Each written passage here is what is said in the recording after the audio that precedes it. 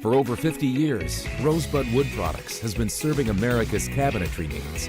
Family-owned and operated, with employees who have been a part of the Rosebud family for decades. They're big enough to handle any job, yet small enough to make sure your project matters.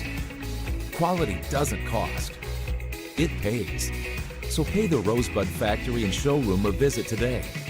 Or visit us online at rosebudwood.com. First Premier Bank Free Plus Checking gives you the freedom to experience life, to enjoy the things you love, and to breeze through checkout lines with free mobile wallet features. Bank anywhere you want with online account opening and instant issue debit cards. Feel the freedom of no fees, no minimum balances, and no unpleasant surprises. First Premier Bank Free Plus Checking. Apply online or at any branch location. First Premier Bank, member FDIC. Heartland Energy is a future-focused name. It encompasses everything that we do and the core purpose of who Heartland is. Anybody can sell you electricity.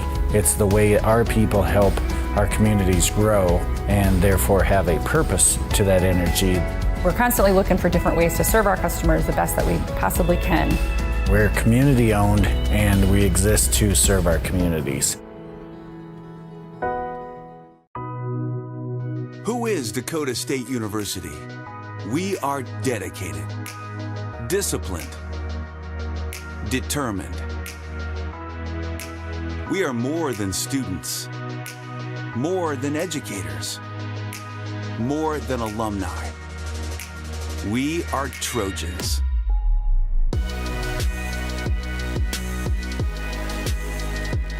Dynamic, driven, distinctive. This is who we are, and nothing can stand in our way.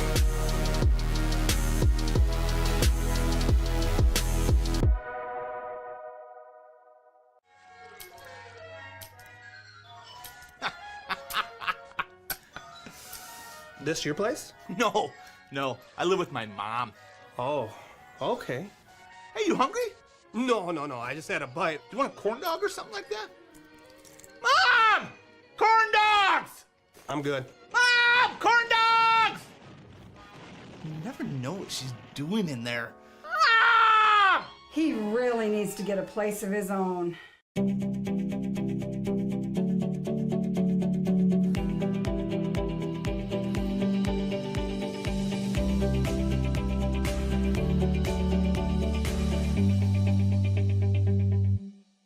First Premier Bank has deep roots in South Dakota. Our ag bankers are homegrown experts, committed to helping you find the right financial solution for your operation. With extensive experience in the industry, First Premier offers flexible options and local decisions designed to help you today and for generations to come. Find a First Premier ag banker nearest you at firstpremier.com/ag. First Premier Bank, investing in your growth. Member FDIC. At Madison Regional Health System, we're committed to providing quality healthcare close to home. Our healthcare system includes over 270 knowledgeable and skilled employees who are dedicated to providing exceptional inpatient and outpatient healthcare services to you and your loved ones. As an award-winning critical access hospital, we are honored to serve and support our local athletes. For over 135 years, we have made your health our priority. For over 50 years, Rosebud Wood Products has been serving America's cabinetry needs. Family-owned and operated, with employees who have been a part of the Rosebud family for decades. They're big enough to handle any job, yet small enough to make sure your project matters. Quality doesn't cost. It pays. So pay the Rosebud Factory and Showroom a visit today. Or visit us online at rosebudwood.com. First Premier Bank Free Plus Checking gives you the freedom to experience life, to enjoy the things you love, and to breeze through checkout lines with free mobile wallet features. Bank anywhere you want with online account opening and instant issue debit cards. Feel the freedom of no fees, no minimum balances, and no unpleasant surprises. First Premier Bank Free Plus Checking. Apply online or at any branch location. First Premier Bank, member FDIC. Heartland Energy is a future-focused name. It encompasses everything that we do and the core purpose of who Heartland is. Anybody can sell you electricity. It's the way our people help our communities grow and therefore have a purpose to that energy. We're constantly looking for different ways to serve our customers the best that we possibly can. We're community owned and we exist to serve our communities. Who is Dakota State University? We are dedicated, disciplined, determined. We are more than students, more than educators, more than alumni. We are Trojans.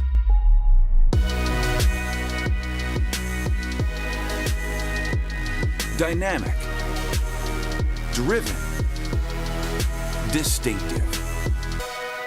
This is who we are, and nothing can stand in our way.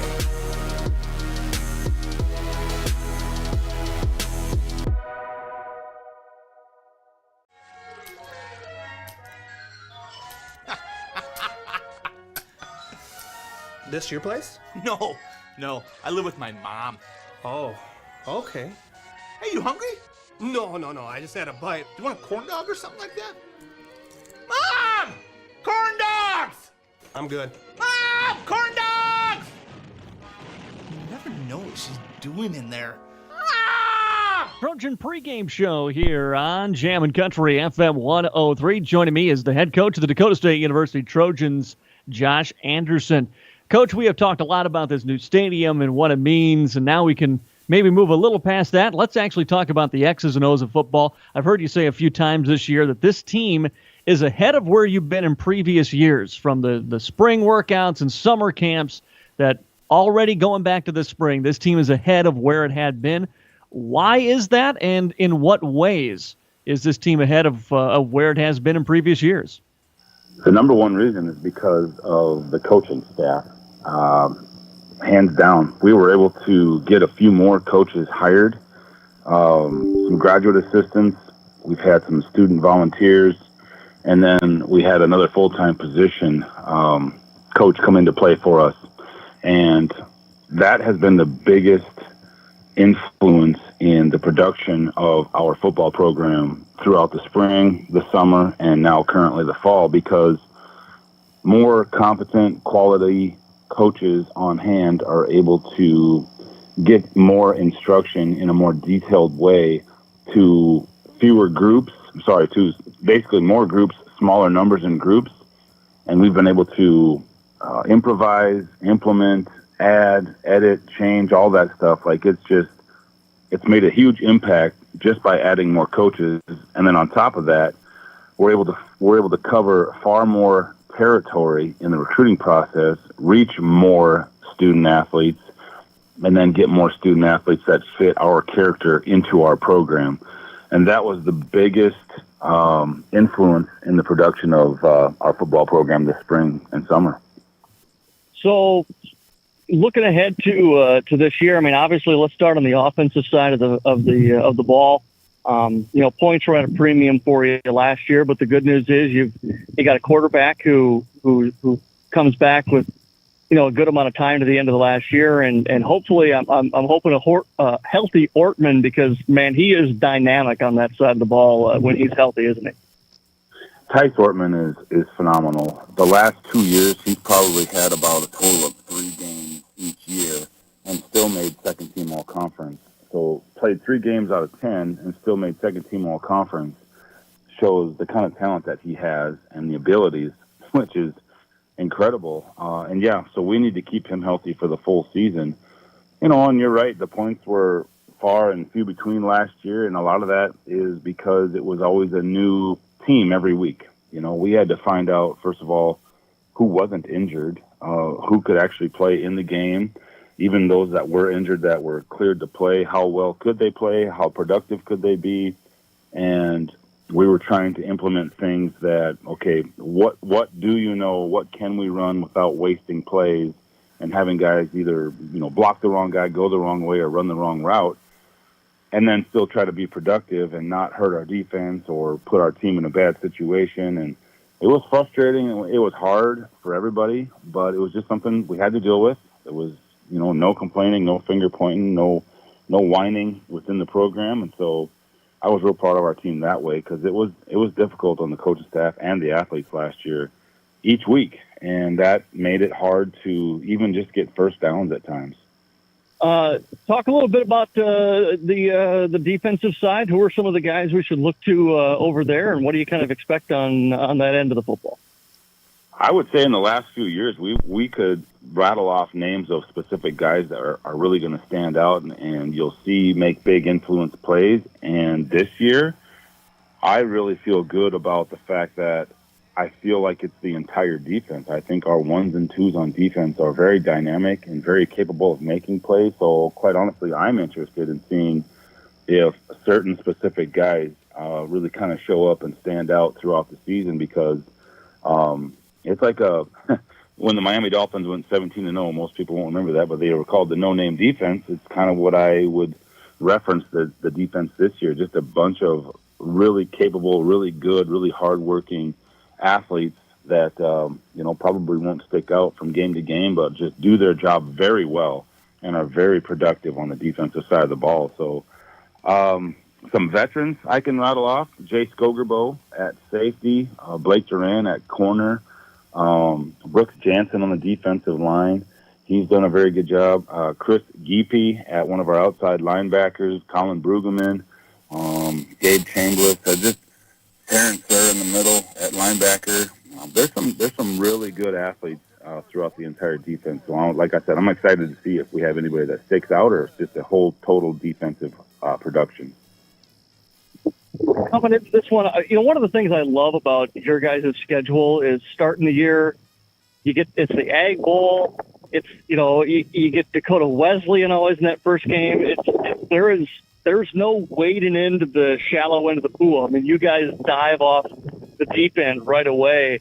Talk a little bit about this Dakota Wesleyan squad. Obviously a new coach, but who's been there. I expect things to kind of look pretty similar. What are your thoughts about what you're expecting from Tigers in this game? Well, going back to the first things you were talking about with Egg Bowl, the first game and all that stuff, first of all, the first game of the season is very exciting in and of itself. It's something that we all look forward to. So we're very pumped to get that first game going and get it underway and get it behind us and work out the kinks throughout the season as we get moving. But then you're right. Then you throw in the fact that it's Ag Bowl. That adds a little more fun and pressure to it. And then we play Dakota Wesleyan, and we got a traveling trophy between us and Dakota Wesleyan whenever we would play. And so that adds more dynamics to it. And then it's not only the first game of the season, it's the first game of this brand new facility, the Kern Family Stadium and the Beacom Premier Complex. And so now you're even throwing in some of the greatest things ever. Like, this is, everybody had the first game, they play in an Egg Bowl, and they play Dakota Wesleyan, but to throw all that together, and you're starting off in this brand new facility, this is a once-in-a-lifetime opportunity for all of us, fans included, to be involved in. And so the generation of excitement is through the roof. And so we have to do a good job of being able to contain ourselves and our emotions and stay focused on the task at hand, which is Dakota Wesleyan University. They're always good. It's always a competitive game. Everybody's healthy. Everybody's excited. I know the coaches, they do a great job of recruiting at Dakota Wesleyan. Those guys are going to be ready to play. They don't care one bit that we're opening up a new stadium or that it's Egg Bowl or we have a traveling trophy. And so it's going to be a tough battle regardless. We've got the emotional side on our end, which can either be in our favor or against us. But I really like the maturity of our guys. We went through enough adversity last year, which we briefly talked about, that I think we can handle a lot of things that are thrown at us. Early light, what so proudly we hailed at the twilight's last gleaming, whose broad stripes and bright stars through the perilous fight. O'er the ramparts we watched were so gallantly streaming, and the rocket's red glare, the bombs bursting in air, gave proof through the night that our flag was still there. Oh, say does that star-spangled banner yet wave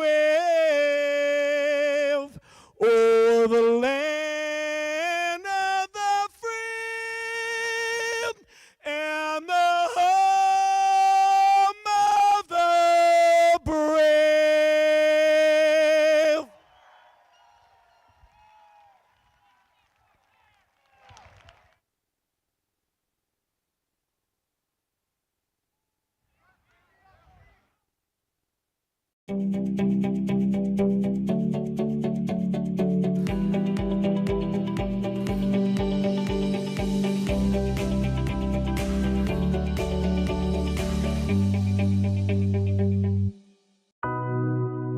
Who is Dakota State University?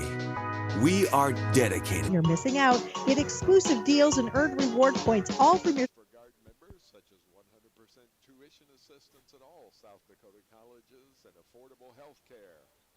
Please.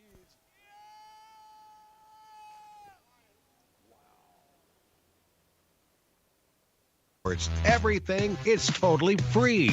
Receive up-to-date news coverage and follow your favorite sports teams at absolutely no cost. When you need to know what's going on in the area, Dakota Army National Guard.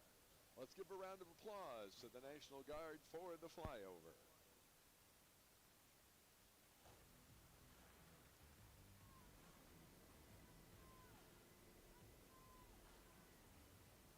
Cass Booth here on Jammin' Country FM 103. Dakota State University football for the first time ever at Blankley Field, part of the Brian Kern family stadium at the Beacom Premier Complex. The first ever game, and it's Egg Bowl, and it's the rivals, the Tigers from Dakota Wesleyan. Great national anthem. We've got a packed crowd on both sides of the stands here. A helicopter flyover by the South Dakota National Guard, and now the team captains are headed out to the field here to do the coin toss.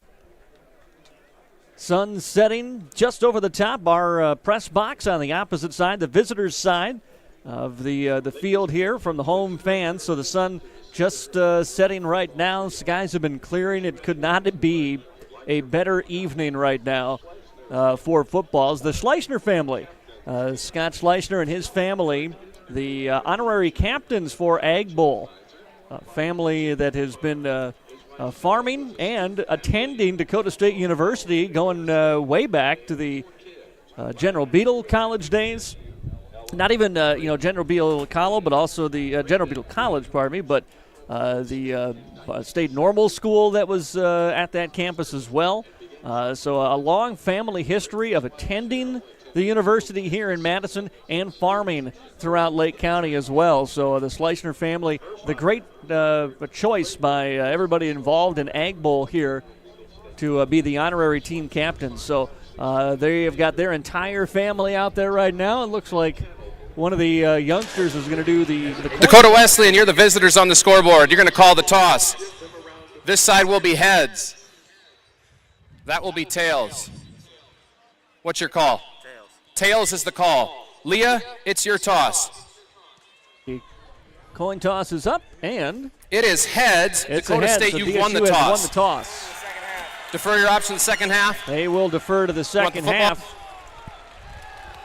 Okay, what direction would you like to kick? It is coming. Going to defend that side. Put your back to that end. You're receiving down here. Out of the west here. And so just a little. Dakota State has won the toss, deferred their option to the second half. Dakota Wesleyan will receive on the south end of the field. Stadium and Blankley Field. Not much of a breeze but just enough to keep everybody cool this evening. I mean, again, what a night for the concert on Tuesday, and what a perfect evening here. Tomorrow looks great for Madison Bulldog football here as well. So Dakota State University will kick it away to Dakota Wesleyan, and this offense that has a lot of returning starters for Dakota Wesleyan will test the Trojans first. Dakota State University's defense, a 3-4 defensive alignment with Caleb Dwyer, Jack Hemman, and Brooks Jansen leading the way up front on the defensive line. Chris Geepy, Taryn Sir, Colin Brueggemann, and Gabe Chambliss are the linebackers. Mike Foster, Jay Skogerbo, Caden Eng, and Blake Duran, the defensive backs for Dakota State University. DSU allowed a little over 27 points per game last year. They were pretty good against that passing game, but the ground attack got them sometimes, averaged nearly 150 yards allowed on the ground a year ago. An experienced team, 4 seniors, 6 juniors across this starting defense for the Trojans. As DSU has it teed up, it'll be Carson Sauceda, ready to kick things off here for Dakota State. Back to return, Landon Rusink and Landon Iverson for Dakota Wesleyan. And for the first time ever at Brian Kern Family Stadium, we are underway. The kick sails back into the end zone for a touchback. And the Ag Bowl 2024 is underway here at Blankley Field. And that'll bring the offense out at the 25-yard line for Dakota Wesleyan. An offensive line, John Pika, Dylan Albrecht, Ethan Rokic, Brock Dyer, and A.J. Kortmeyer along the offensive line. Wide receivers Preston Nedved, Cole Holden, and Max Robb. Tight end is Nolan Dvorak.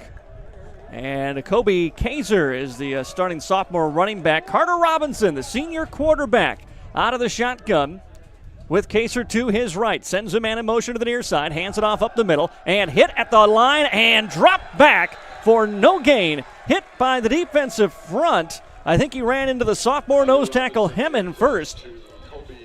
And then was finally finished off by the linebacker Bertram. That was Sir that got in there. And it's a no gain on the first run of the game by Dakota Wesleyan. They'll bring up a 2nd and 10 at their own 25-yard line. One wide receiver and Holden out left side, one to the right. Split ends and a running back to the left of Robinson now on 2nd down and 10 as the senior takes a snap. Drops back, wants to throw. Pressure in his face, flicks it out to the the running back, Kaiser. Gets by the first man to the 30, stretches forward to the 35. Might have lost the ball, but the officials say nope, he was down first. It'll be a gain of 9. So Kobe Kaiser takes the pass out of the backfield. Slips one tackle at the 30, gets out to the 34, and it's going to bring up an early test for both these teams. 3rd down and 1. Here from the Dakota Wesleyan 29-yard line. 2 wide receivers to the near side, 1 to the left.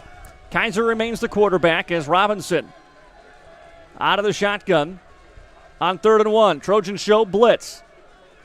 Now he calls up to the line of scrimmage, ready to go again. 3rd down, he takes the snap, hands it off, up the middle. Good pressure by the Trojans, but a second surge might have got close. No, the officials got him marked down. One's coming in at the 35, another one's back at the 28, and we'll see where they spot this. Great penetration by Chambliss that time. Gabe Chambliss, the junior linebacker from Houston, Texas, knifed in, and it is going to be a 1st down. The nose of the football just at the 35-yard line. And so he needed a yard. He got 1 yard and 3 inches to pick up the 1st down. All on the Dakota Wesleyan 35-yard line. So a 1st down for Dakota Wesleyan. And now 2 backs here in the backfield along with the quarterback, Carter Robinson. And now we've got a whistle and a flag coming in from the back judge here. And delay of game, offense, 5-yard penalty, 1st down. First penalty of the ball game goes to Dakota Wesleyan. That'll back him up 5 here. on this first possession and make it 1st and 15 from their own 30-yard line. Same formation now for the Tigers. Second, 1st and 15 from the 30-yard line. Three down linemen and the one linebacker blitzing to the outside, and also straight up the middle came Brugman. He's going to roll out to his right now is Robinson, and he is hit and taken down after about a 1-yard gain. Great job coming up in the safety spot by Caden Eng, who read that well the whole way. Knifed in there and took him down for about a half-yard gain is all. Eng then flexed on him a little bit and went back to his safety position, escorted by a few of his teammates who are saying, let's not give him a first down here, please. One wide receiver way out to the left side. Two men still in the backfield again now for Robinson on 2nd down and 14. First possession of this ball game. Taking the snap is Robinson. He wants to throw. Drop back. Now is pressured. Rolls up in the pocket. Flag comes in the backfield. He's hit from behind as he falls forward for about a 3-yard gain. But we've got a penalty flag way back at the 24-yard line in the area of holding. Defensive line, a great job of collapsing and getting pressure that time. Caleb Dwyer, the defensive end, the junior from Sioux Falls, was the first man through. And it looks like he got held as he was trying to get his way to Robinson. So no official word yet, but everybody's backing up here like holding's the call. And maybe the question for Dakota State is just, do we accept this one or not? Personal foul, chop block, offense, number 78 and number 5. Penalties decline, 3rd down. Oh, double chop block. 3rd and 15 for the Tigers from the 30-yard line. And so they will decline the penalty, and this will bring up 3rd down and 12 now. 3rd and 12 for Dakota Wesleyan. Need to get to their own 45-yard line. 3 wide receivers to the left now for Robinson. Robinson has the snap, looking to his left, fires the pass out quickly, it's incomplete. And that'll bring up a punt for Dakota Wesleyan as the Trojans hold on defense in the first possession of the Ag Bowl. Coming on to punt will be Sam Welch, sophomore punter for the Tigers. And back to return will be Austin Lake for Dakota State.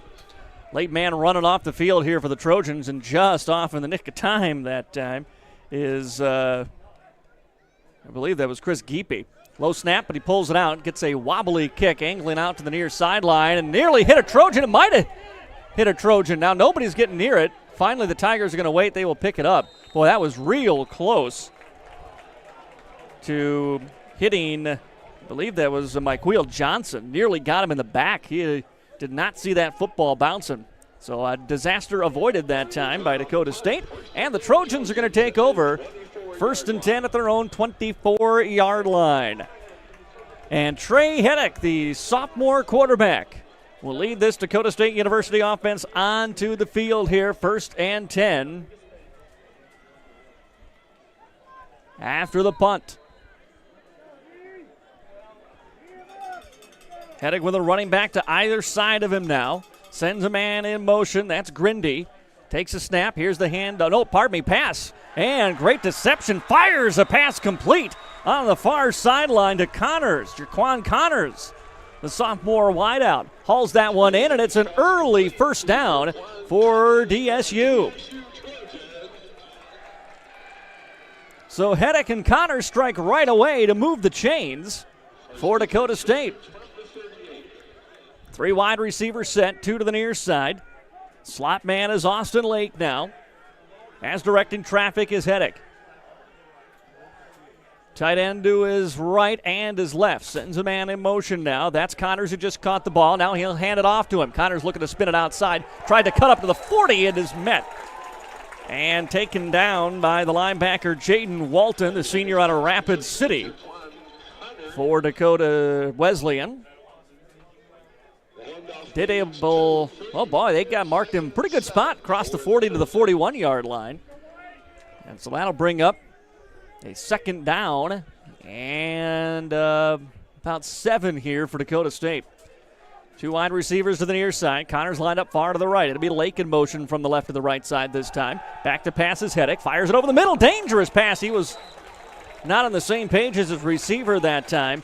The nearest man to it was Walton, that linebacker that just made the stop a moment ago.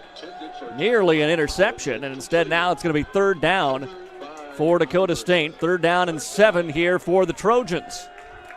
Ball is at their own 41-yard line. As they run personnel in and out.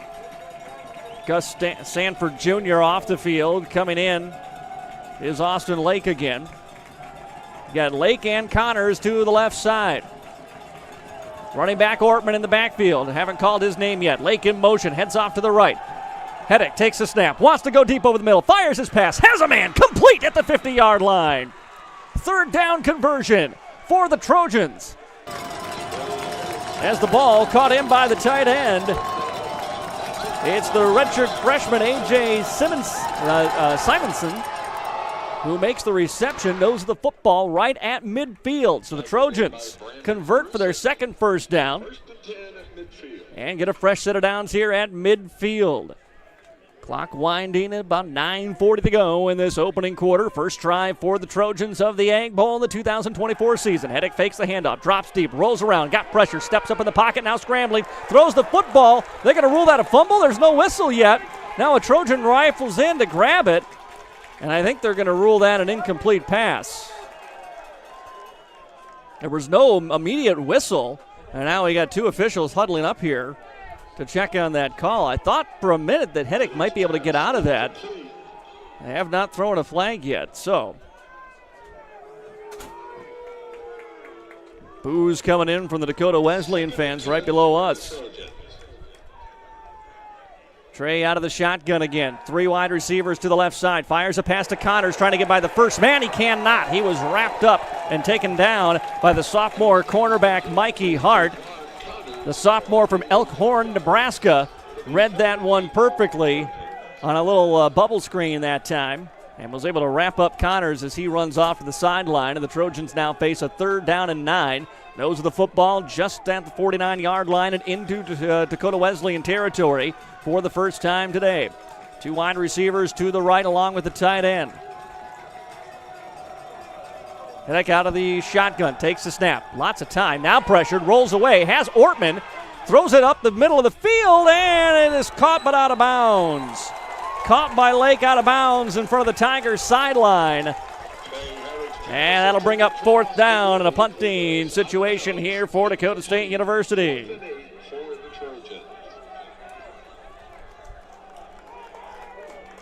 So punting unit coming on. Ortman will do the punt here for Dakota State. I like having him back there as a punter because it gives you a little extra wrinkle. If something goes wrong, he can always take off. But it gives you some options if you ever do decide that one time this year you might want to try fake. Not saying you want to do that here at midfield on 4th down and 9, though. 1 man back to return for that's Dakota State. Landon Rusink standing back at the 10-yard line. Flags come in here as a delay of game on Dakota State. Offense. 5-yard penalty, 4th down. So that'll back Ortman up 5. Maybe not the worst thing in the world there on that penalty.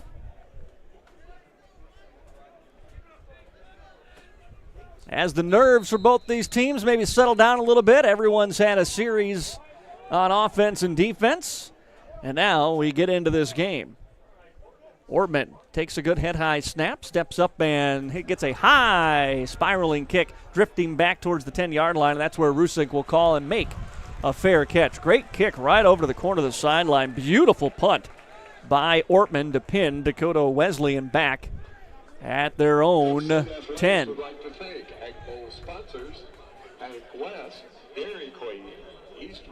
So the Trojan defense forced a punt in their last time out on the field. And now we'll try to keep Dakota Wesleyan pinned back here. 3 wide receivers set, 2 to the near side. Robinson out of the shotgun. When he's throwing quickly is when they've had their offense so far. When he's trying to hang on to the ball, they go up the middle this time. Met immediately at about 2-yard gain is the running back Kaiser as Brugman, the senior linebacker came out of that middle spot and hit him after a gain of maybe 1.5 yards on first down. Dakota State University football on Jammin' Country FM 103, brought to you in part by the Floral Shop in Madison, Cunder Williams Insurance, Heartland Energy, and Go-Go Burritos in Madison. Trips to the left side now for Robinson on 2nd down and 9. Drifting over that way is the safety for Dakota State. Here goes a pass into the backfield, and it's going to be Kaiser just tripped up before he could really turn that corner. He got a good gain on it. But a 4-yard gain instead of what probably would have been about a 15-yard gain. There was some room there at the sideline if he would have been able to turn the corner, but instead he's tripped up on a 3rd down and 5. Coming up here with the ball at the 16-yard line for Dakota Wesleyan. 2 wide receivers left, 2 to the right side. Lone safety is Eng here for Dakota State. Everybody else up within 5 yards of the line of scrimmage. Robinson on 3rd and 5 takes the snap. Time in the pocket. Now he steps up, slips by one man, has plenty of room to run to the 30, to the 34, and he slides down there and signals first down. Carter Robinson, the biggest offensive play of the game for Dakota Wesleyan. Then it comes in a 3rd down scramble up the middle to pick up that first down. And the Tigers move the chain here with 6:57 and counting to go in the first quarter. No score on the Farmers Ag Center scoreboard. 0-0 here at the Brian Kern Family Stadium. 3 wide receivers to the right side now for Robinson. As out of the shotgun on 1st down and 10 from his own 32-yard line. The senior waits and takes the snap, fakes the handoff, fires it across the field to Holden. Holden, ball came out, ball's loose. Trojans say they have it. Trojans say they have the football. There's a pile down on it. Now we've got a flag coming in at the end of all this. And that is going to be Trojan football. Fumble recovered by Dakota State at the 40-yard line of the Tigers. We do have a flag on the field, though this came in after the play, so will not affect the call of the fumble recovery. Quick pass out to, I believe, to double check. I thought that was Kaiser that time. And the ball just got poked away from him from behind and right to Dakota State. The ruling on the field is a fumble recovered by the defense. After the play, unsportsmanlike conduct. Dakota State, number 55. 15-yard penalty. First down, Dakota State. This is number 55's first unsportsmanlike conduct foul towards disqualification. Recovery by the Trojans. So DSU's offense back out onto the field at their own 45-yard line after that 15-yard penalty.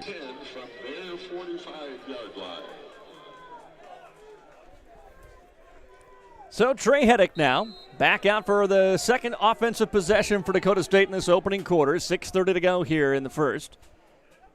Has 2 wide receivers and a single back over to his right. Deep drop, wants to go down the field, has a man, and he just put it out in front of his intended target, Tyson Grindy, the redshirt freshman. Had his man beat. Coming on a slant from the right side of the field, and just a little too far out in front was Trey that time. And 2nd down and 10 coming up for Dakota State.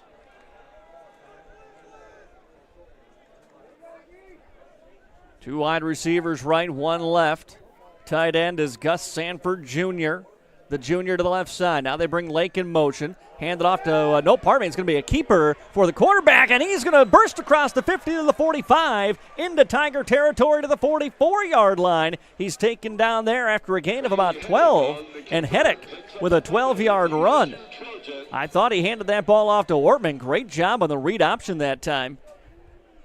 Heddick knew exactly where he wanted to go and went up the field and now into Tiger territory. And a brand new set of downs. 3 wide receivers, 2 of them way out to the right side. Ball is on the left hash. They are lined up way out there now. Coming up and in motion to the near side is Iverson. They will hand it off up the middle to Ortman, and he finds nothing. Dakota State tried to spread him out, but there was no room as big number 99 for Dakota Wesleyan. That's Scottsburg on the tackle for the Tigers. So no gain on the play. 2nd down and 10 coming up as Ortman got his first carry of the ball game.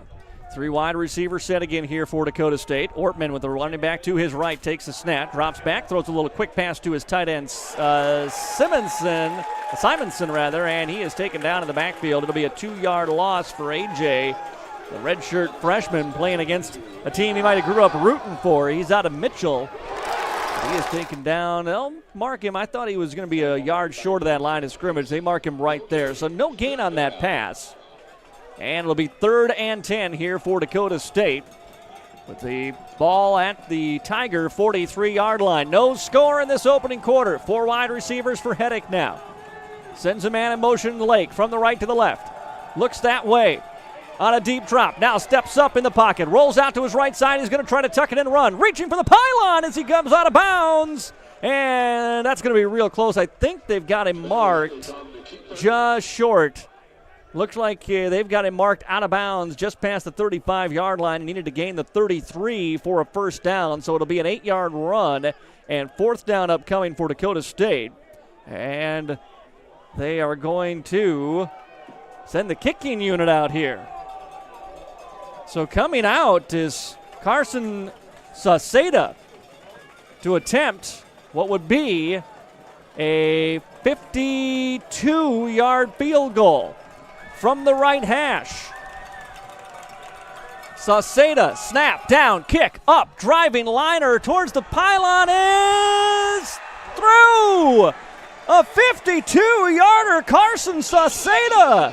The junior puts Dakota State on top, 3-0 in the Egg Bowl. 3-0 Dakota State on the Farmers Ag Center scoreboard. 3:38 to go in the opening quarter. We'll be back after this timeout. This is Trojan football on Jammin' Country 103.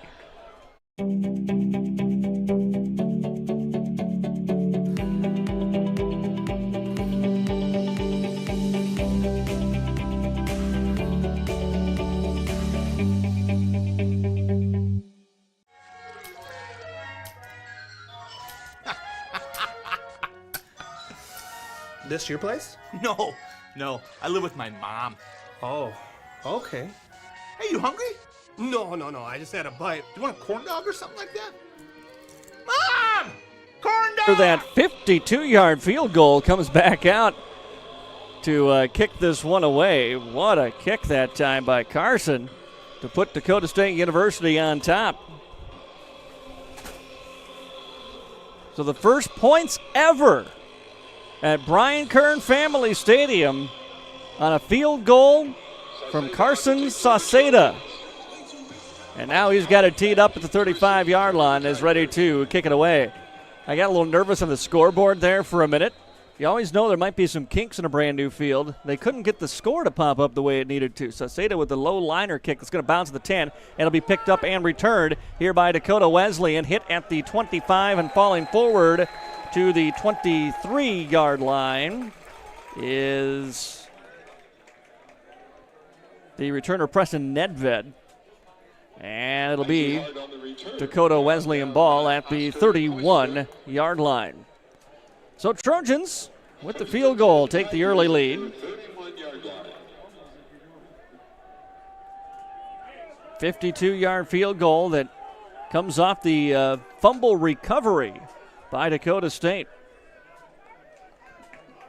Robinson and company back out onto the field. 3 wide receivers to the left side here for the senior quarterback. 5'11", 191 pounds out of Appleton, Wisconsin. He takes a snap, rolls to his right. He's got nothing but blue jerseys in front of him. He'll be dropped back. He's sacked as he's run out of bounds at the 30-yard line. Taryn Sir will get credit for that sack as he lost 2 yards and brings up 2nd down and 12 for the Tigers. Dakota State has done that well today. They've gotten pressure. Whether it be the linebackers or Caleb Dwyer has been in the backfield several times here for the Trojans. Two to the left, two to the right side are the wide receivers. Empty backfield now for Robinson on 2nd down and 12. As he drops back, looking to his right, fires a pass. Defense all over it, but the pass is complete at the 34-yard line. As it's going to be brought in for a reception by Cole Holden. Colin Brueggemann was right there, but Holden did a great job of just using his body to screen Brueggemann out. He tried to reach a hand across, but couldn't break it up. So a gain of 6 on the play, and that'll bring up 3rd down and 6 now for Dakota Wesleyan. Running back to the right side, this is Landon Iverson now. To the right of Carter Robinson, 2 wide receivers left, and 2 to the right side, including the tight end Nolan Dvorak. He's in the slot on the right.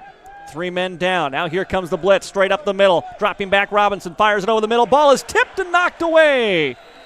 Broken up by Skogerbo, the senior free safety who led the team with 2 interceptions last year, tied with Blake Duran for the team lead. He makes a play here to knock a ball away and brings up a 4th down. And Dakota State will force the 3 and out.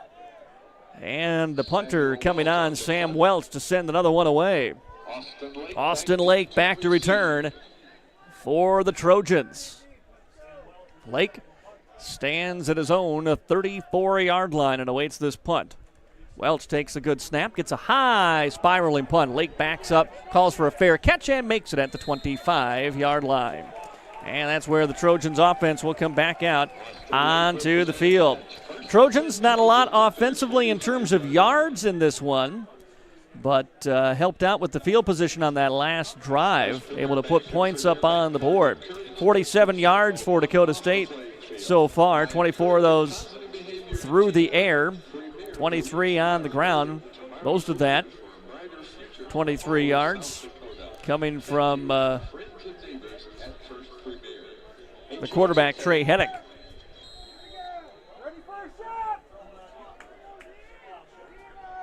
So Heddick back out onto the field. Ortman is his running back, moves him from his right to his left, flips the ball to him in the backfield. Ortman lowers his shoulder, knocks one man down, still driving forward across the 30 to the 32-yard line. Tough running that time by Tice Ortman, but he turned what looked like it might be a 3-yard gain into an 8-yard gain. Maybe a 7, let's call it. 2nd down and 3 coming up here for the Trojans. Tough running by the senior from Canastota.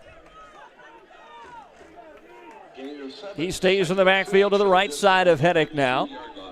1:20 and counting here in the opening quarter. A 3-0 lead for the Trojans on the Farmers Ag Center scoreboard. Handoff, Ortman again. Goes up the middle. Nice cut to the right side. Springs through to the 40-yard line. Bounces away from a defender to the 44 before he's taken down. That's a 1st down run by Ortman. Back-to-back big carries for the running back after he was pretty quiet so far. And puts the football at the 44-yard line of the Trojans. Ortman got hit right at the line of scrimmage, bounced away from it, cut back towards the middle of the field, and was able to turn it into a big gain and a 1st down here with under a minute to go in the opening quarter. Heddick sends his man in motion. Now 3 men over to the right side. Hands it off to Ortman again. Ortman hit in the backfield. He won't get away from this one. As getting behind the line of scrimmage and making the stop for Dakota Wesleyan was Carter Skogsberg, the freshman, who gets into the backfield and stops Ortman. No gain on the play. We'll see if Dakota State takes another snap here. They don't need to with 10 seconds now on the game clock, 15 on the play clock, but they will get a snap away. Dropping back is Heddick, fires a little one over the middle, has Ortman, and Ortman, or pardon me, not Ortman, that was the Noah McCant. Austin Lake's back up there at the slot receiver that came across, made a little gain of about 3 yards to end the first quarter. After one here, Ag Bowl 2024 at Brian Kern Family Stadium. It's the Dakota State University Trojans 3, Dakota Wesleyan 0 on the Farmers Ag Center scoreboard. We're back after this on KJAM. Dakota's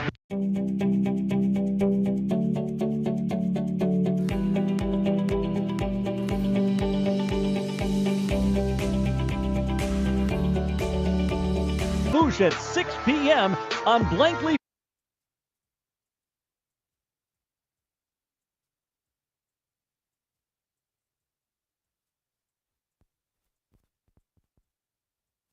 Dakotawesleyan.com. When looking for flowers for someone, or maybe it's a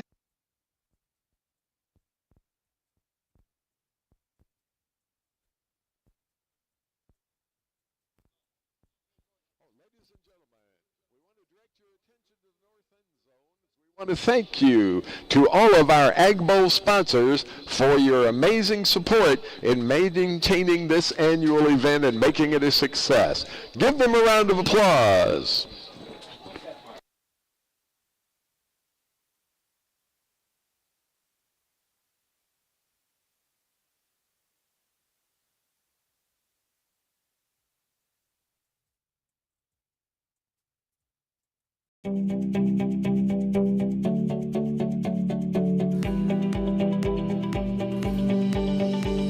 The 8-yard line, but a third down now as we've got a photo opportunity on the field, and the players are on there ready to go. The officials standing over the ball as they're waiting for folks in the end zone and the camera crew to run off the field here, and now they do.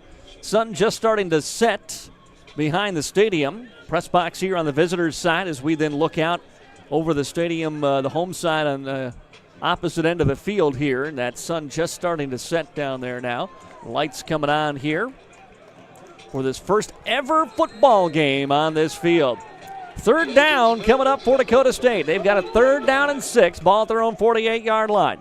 Hedrick takes a snap, looking to his right, fires a pass, has his man, it's complete to Jaquan Connors. And another big first down reception by Connors. He started the game with one, and he brings this deep into Tiger territory at the 41-yard line. Another 3rd down conversion by quarterback Trey Hedrick. Just underway, second quarter here, in a 3-0 lead for Dakota State on the Farmers Ag Center scoreboard. As Hedrick directs traffic now, he's got 3 wide receivers off to the left. And his running back Ortman that way as well. Sends his tight end Sanford in motion over to the right side. Now he's set, takes a snap, hands off Ortman, has a little hole right side, gets by one man across the 40 and is stopped at the 43-yard line. He got hit at the line of scrimmage, got away from it, and it took the safety Cale Stevenson, junior out of Watertown, to bring him down. After a gain of 4, brings up 2nd down and 6 now for Dakota State. Dakota State bringing in, looks like maybe an extra lineman. It might have a tackle eligible there over on the left side of the line here for Dakota State as Brandon Ketland is in.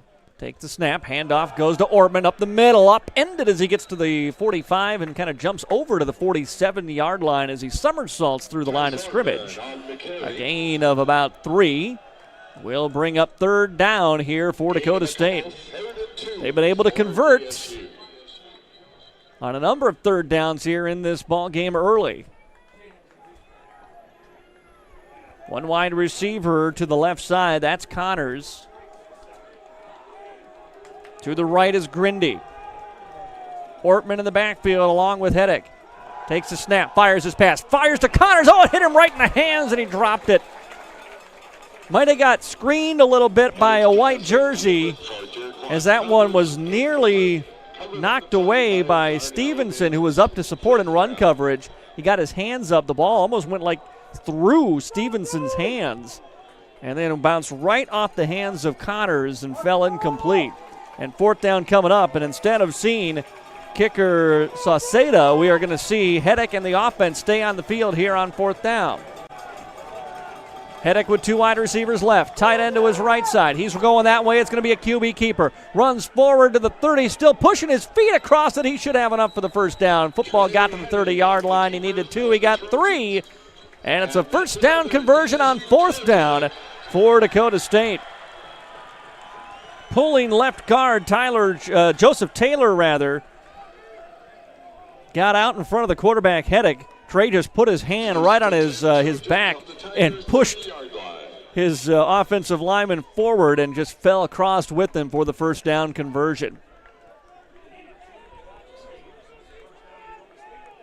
Simonson, the tight end, over to the right side now for Dakota State. Ortman remains in the backfield along with the quarterback Hedrick with 3 wide receivers left. Handoff will go to Ortman. Tries to cut it up the middle. Oh, he just got tripped up. We got a flag flying in. He got tripped at the line of scrimmage but fell forward for what would be a gain of 4 here. But we will check the flag. Throwing right where in the area where he was tackled. The umpire grabs the flag, moves it about a quarter of an inch to make sure he has it just where he wants it. And we've got a holding on Dakota State. So wipe away. Holding. That Offense first down number run. 10-yard And penalty a from the 10-yard spot of the penalty foul. instead as they Replay caught the first center, down. Joshua Schaefer, with the hold that time. Second penalty on DSU.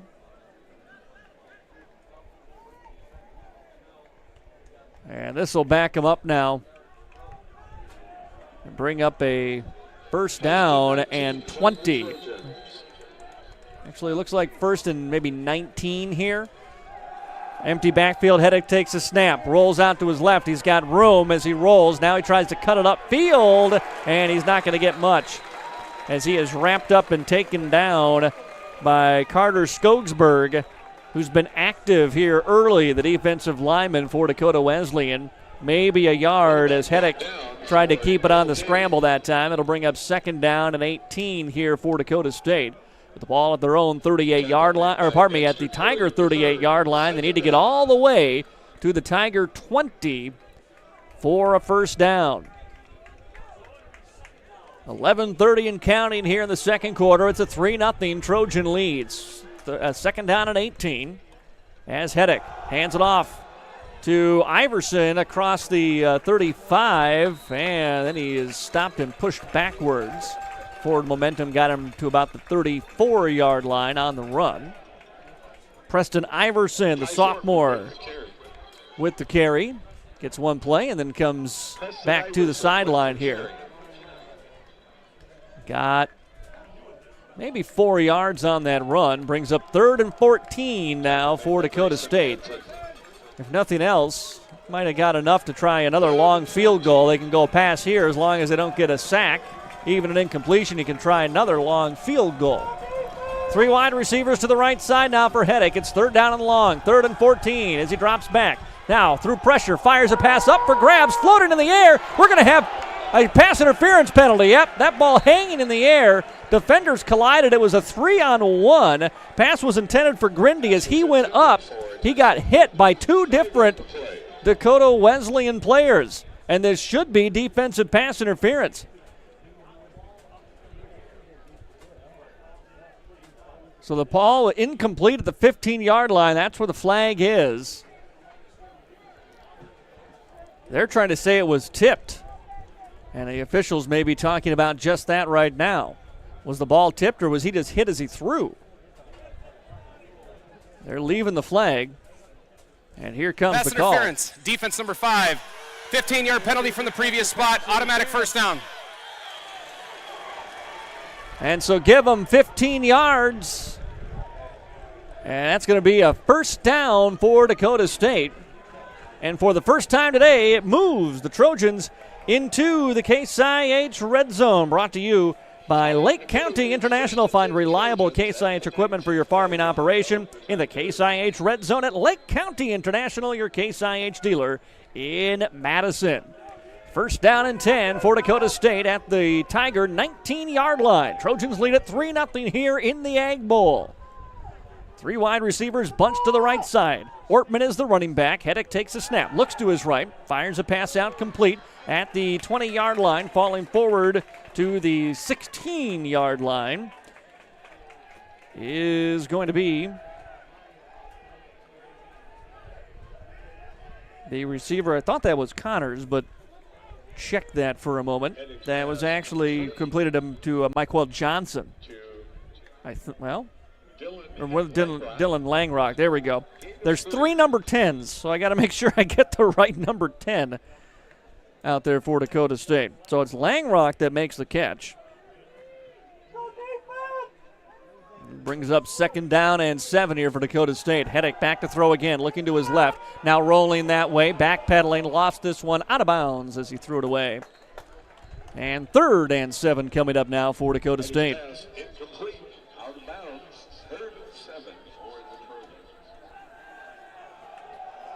Trojans trying to strike for their first touchdown of the season and first touchdown here at the new stadium. As they sprint personnel in and out, Austin Lake comes back in.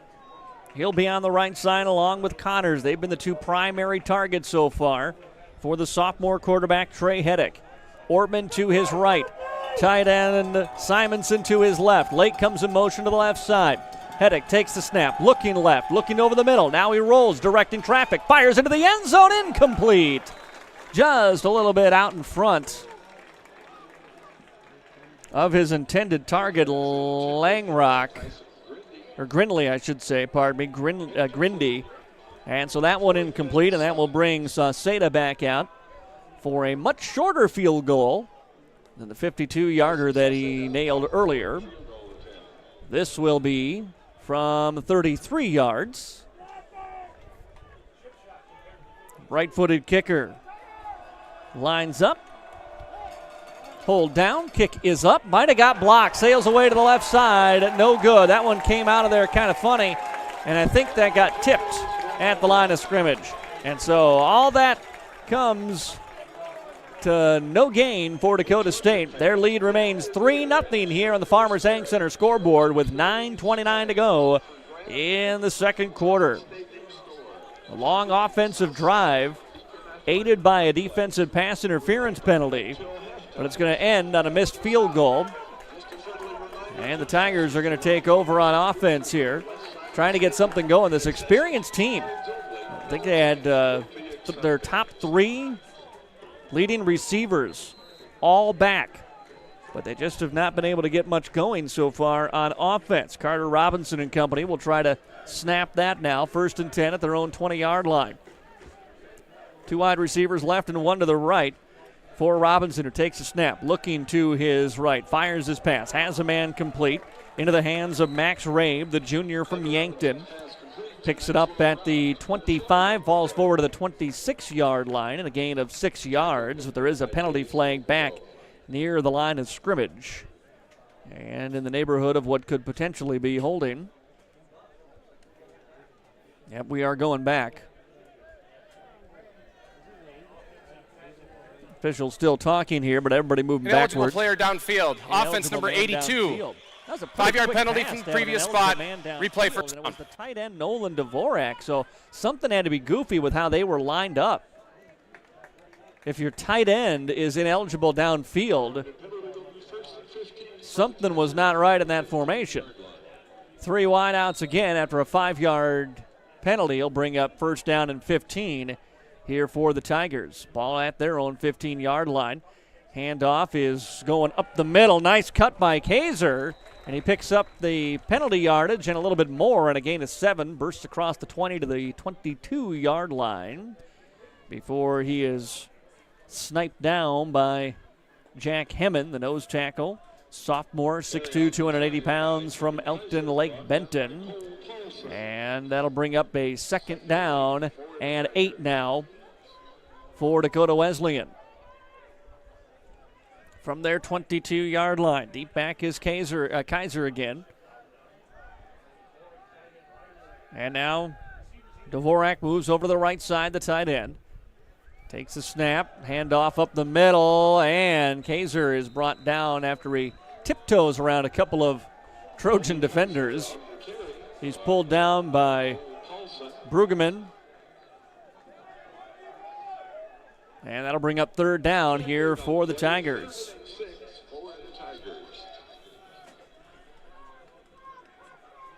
Dakota Wesleyan bringing in Mason Barnhart, freshman wide receiver. I believe first time we've seen him onto the field. They'll go 4 wide here, 2 to the right, 2 to the left. Kaiser remains in with Robinson. 3rd down and 6 at their own 24-yard line. Takes the snap, drops back, looking to his right. Pump fakes, wants to go deep up the sideline. Double coverage, well defended. No flag, perfectly defended down the sideline by the Trojans.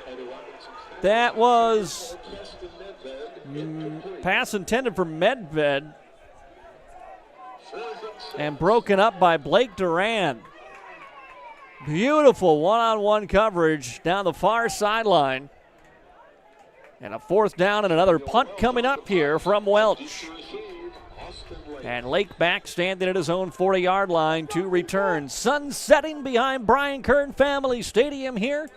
Dakota State University up 3-0 and a timeout taken by Dakota Wesleyan. Personnel not right on the field. Their first charge so timeout Dakota of the first Wesleyan half. and Coach Kirchmar will take their first timeout. Comes with 7:51 to go here in the second quarter. We're back after this break. This is Trojan Football on Jammin' Country and AmazingMadison.com. When looking for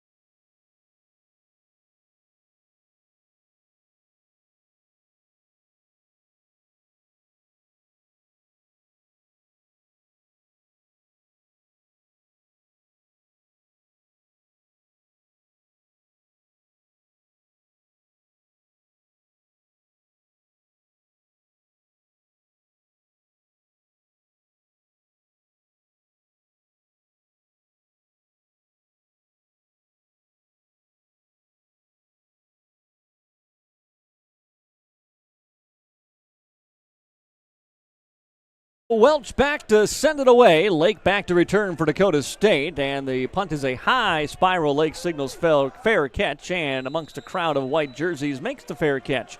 Back at his own 39-yard line. Dakota State University offense back out onto the field. 7:44 to go. Here in the second quarter as we welcome you back to the Madison Discount Liquor broadcast booth here at Kern Family Stadium. I'm Matt Gross. Dakota State University with a 3-0 lead over the Tigers of Dakota Wesleyan. It's Ag Bowl 2024.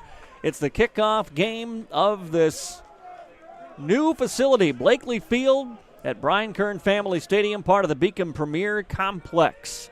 If you're around the Madison area, have not been here yet, get to a game. It's a beautiful brand new facility. Man in motion now for Heddick as he hands it off up the middle. Has his running back Iverson with some good room near the midfield stripe as he'll get a gain of 11. Stopped at the 49-yard line, but that's enough for a first down from Preston Iverson, sophomore running back out of Hot Springs, South Dakota,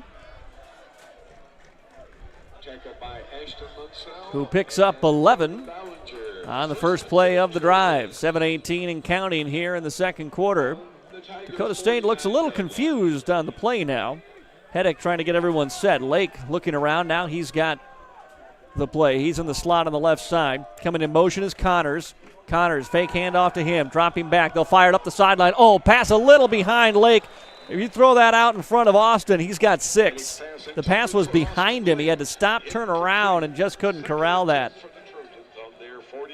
Lake, who had 48 receptions for 505 yards, could have had a reception for 51 right there if Heddick had led that ball out in front. Instead, it falls incomplete. 2nd down and 10 for the Trojans at their own 49-yard line. Connors to the right side. Lake, slot man way out to the left.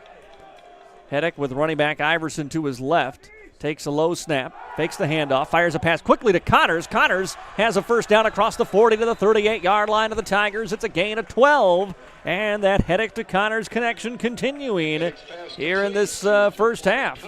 They got going right away in the first play of the game, and that is the 3rd first down that they have picked up. 6:35 and counting here on the Farmers Ag Center scoreboard in quarter number 2.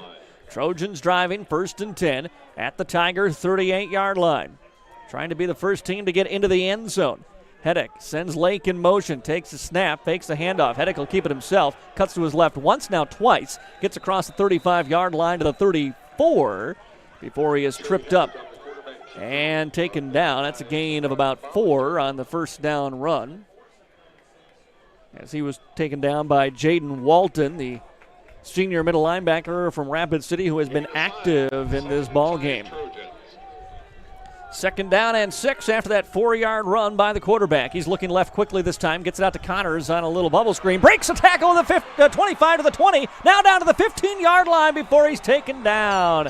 Connors got away from trouble at the 25, sprinted ahead for another 10, and another first down inside the Case IH red zone.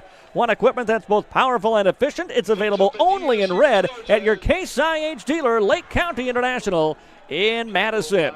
First and 10 for the Trojans at the 15-yard line of the Dakota Wesleyan Tigers. 5:22 and counting here on the scoreboard in the second quarter. Lake goes wide over to the right side for Dakota State along with Tyson Grindy, the redshirt freshman. Tight end Sanford in motion from right to left. Handoff goes to Iverson. Iverson trying to cut it outside. No, pardon me, it's Ortman. Ortman across the 5, reaching for the end zone. He's going to be just short. It's a run of 13 yards to take him down. They'll mark him at the 2. 13-yard run by Ortman. And now the Trojans first and 10 at the Tiger 2-yard line. First and goal for the Trojans. 3-0 lead, trying to get it into the end zone. Who gets their name in the record book? The first touchdown ever here on Blankley Field. Connors is lined up over near Nunda on the left side. Heddick takes the snap, hands off Ortman, bounces left, cuts back to the middle, looking for the end zone. He can't get it. Got a yard now. A flag comes in at the end. Line judge sprinting in, and he throws a flag. And this comes in after the play, and this could be anything right here. And though, just judging by how the student section is cheering, they had a great view of it. I'm going to go ahead and say this one's on Dakota Wesleyan. Official picks it up. Personal foul, face mask, defense number 22. Half the distance to the goal from the end of the run, automatic first down. Half the distance, it'll put the ball at the 1. This is going to be first and goal from the 1 for the Trojans. First and goal, Trojans from the Tiger 1-yard line. Ortman is the running back. Heddick takes the snap, hands off Ortman into the end zone. Touchdown, Trojans! Ortman with the first touchdown ever on Blankley Field at Brian Kern Family Stadium, and it's a 9-0 lead for Dakota State. Put the senior Tice Ortman into the record books. The first man to find the end zone of this brand new facility. And now Dakota State will line up to kick the extra point. And Sauceda, who's 1 for 2 on field goals today, including a 52-yarder made, will try to add on the extra point, and this one is up, and it is good. 4:05 to go here in the second quarter. It's a 10-0 Trojan lead on the Farmers Ag Center scoreboard, and we're back after this timeout on Jammin' Country FM 103 and AmazingMadison.com.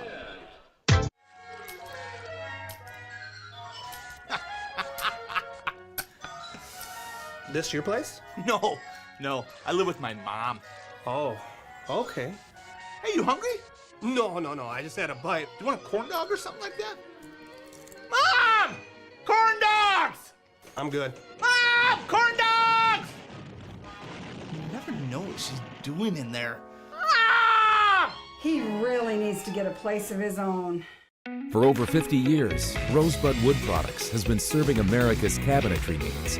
Family owned and operated, with employees who have been a part of the Rosebud family for decades. They're big enough to handle any job, yet small enough to make sure your project matters.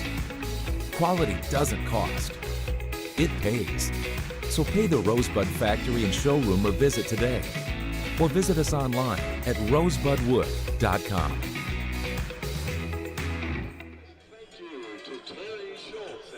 Welcome back to the MDL broadcast booth. Beautiful night for football, 10-0 Trojan lead. It's a beautiful score on the Farmers Ag Center scoreboard as the Trojans kick it away following the touchdown. Drifting back and taking this one from the 5-yard line for Dakota Wesleyan is Preston Nedved. He'll return that one out to about the 27-yard line, and it'll be first down and 10 for the Tigers rather from there. 4 minutes to go here in this first half. Carter Robinson comes back out. He's 3 for 5 today, 21 yards. He's ran it 4 times for 17. Kobe Kaiser, 5 carries, 11 yards in the ball game. Not a lot offensively so far for Dakota Wesleyan. First snap, he's looking to throw. Fires it over to the right side. Has his man. That one is complete to the wide receiver, Cole Holden, on the far sideline for a gain of 6. And it'll bring up 2nd down and 4 now for the Tigers and stops the clock momentarily at 3:41 now and counting here in the second quarter. Wide receiver each way, double tight end formation with the running back to the right side of Carter Robinson here on 2nd down.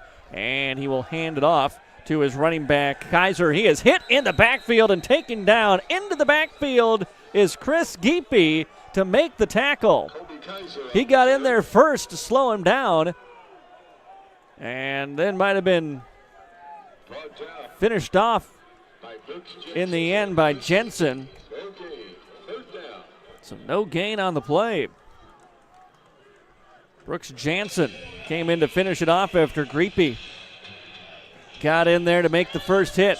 3rd down now and 4. 3 wide receivers left, 1 to the right side for Carter Robinson.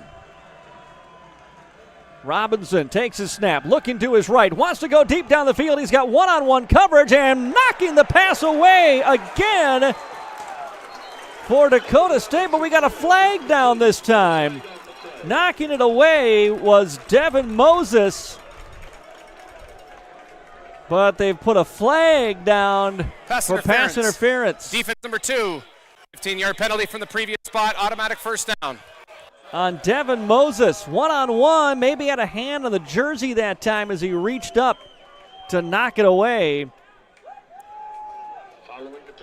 And after the penalty, it's first down and near midfield now as the Tigers will have it 1st and 10 at the 49. 2:35 to go. They got 2 timeouts, so plenty of time here. 3 wide receivers set for Robinson. Robinson takes the snap, looking to his left. Pressure now, steps up in the pocket. He is hit and he's going down. Ball came out. Trojans with the strip sack, and they will recover it. Dakota State University forces and recovers their 2nd fumble of the game. Fumble recovered by Chris Geepy.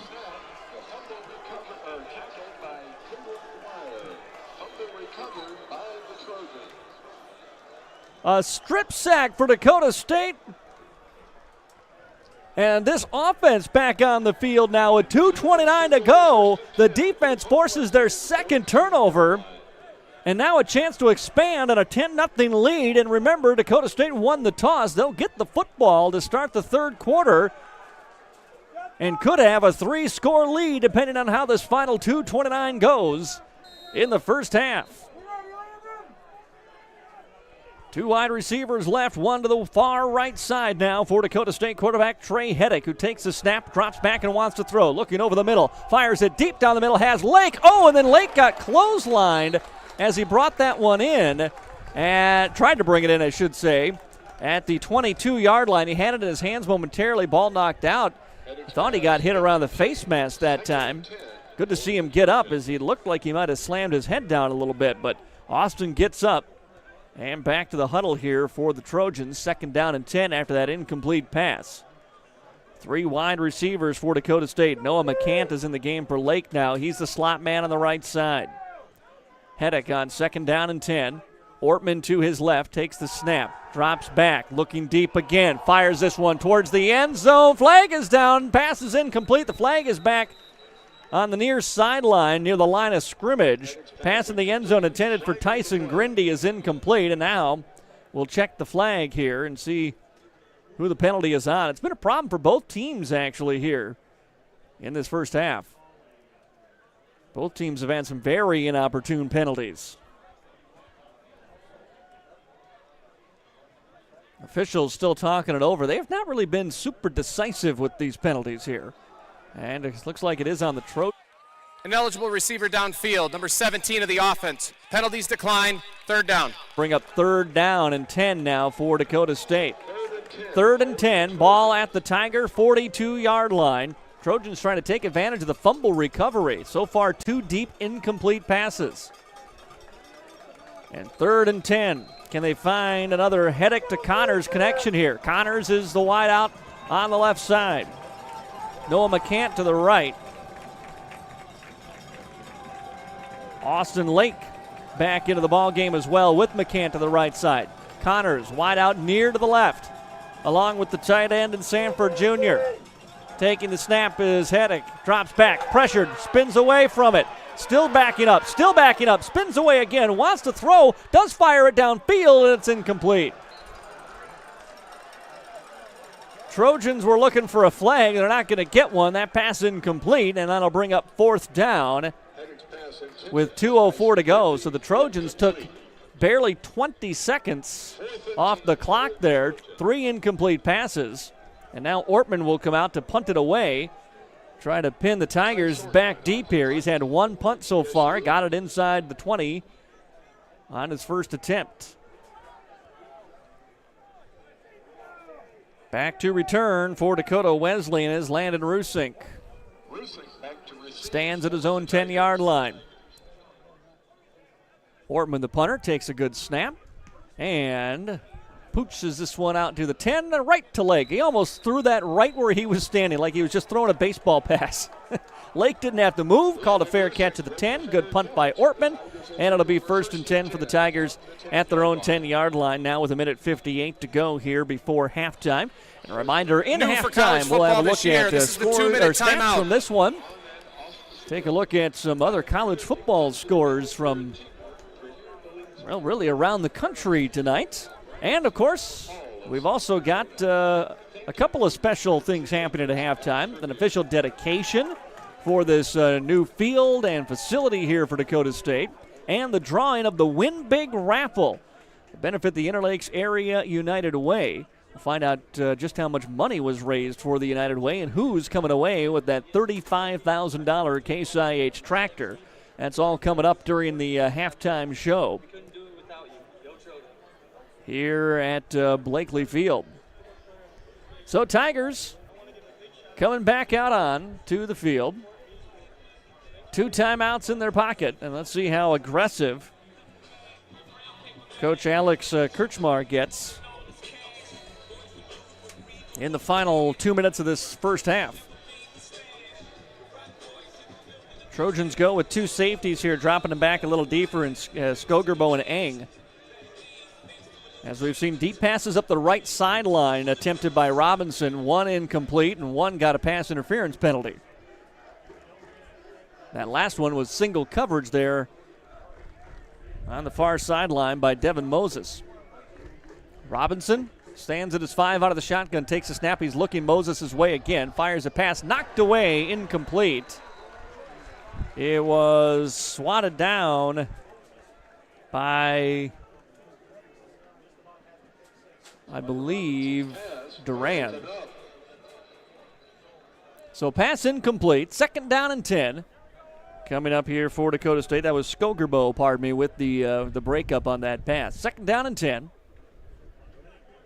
As Robinson, 2 wide receivers left, takes the snap, fakes the handoff, passes to the right side, and throws it incomplete of his intended receiver, Cole Holden.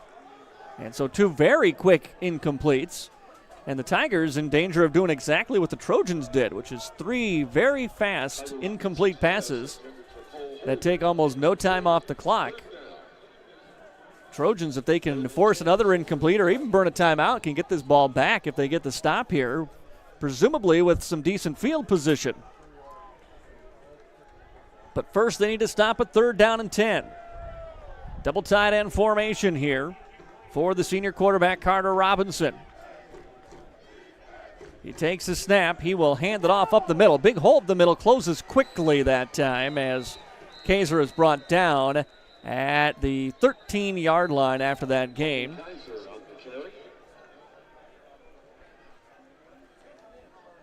Kaiser taken down by Jack Hammond, the sophomore nose tackle. Dakota State. And Dakota Their State first will charge burn timeout their of the first half. timeout. Comes with Please put 1:42 to go here in the second quarter with a on the game punt clock. upcoming. We'll take a timeout as well. Thank you. And we're back after this quick break on Jammin' Country 103. Who is Dakota State University? We are dedicated, disciplined, determined. We are more than students, more than educators, more than alumni. We are Trojans.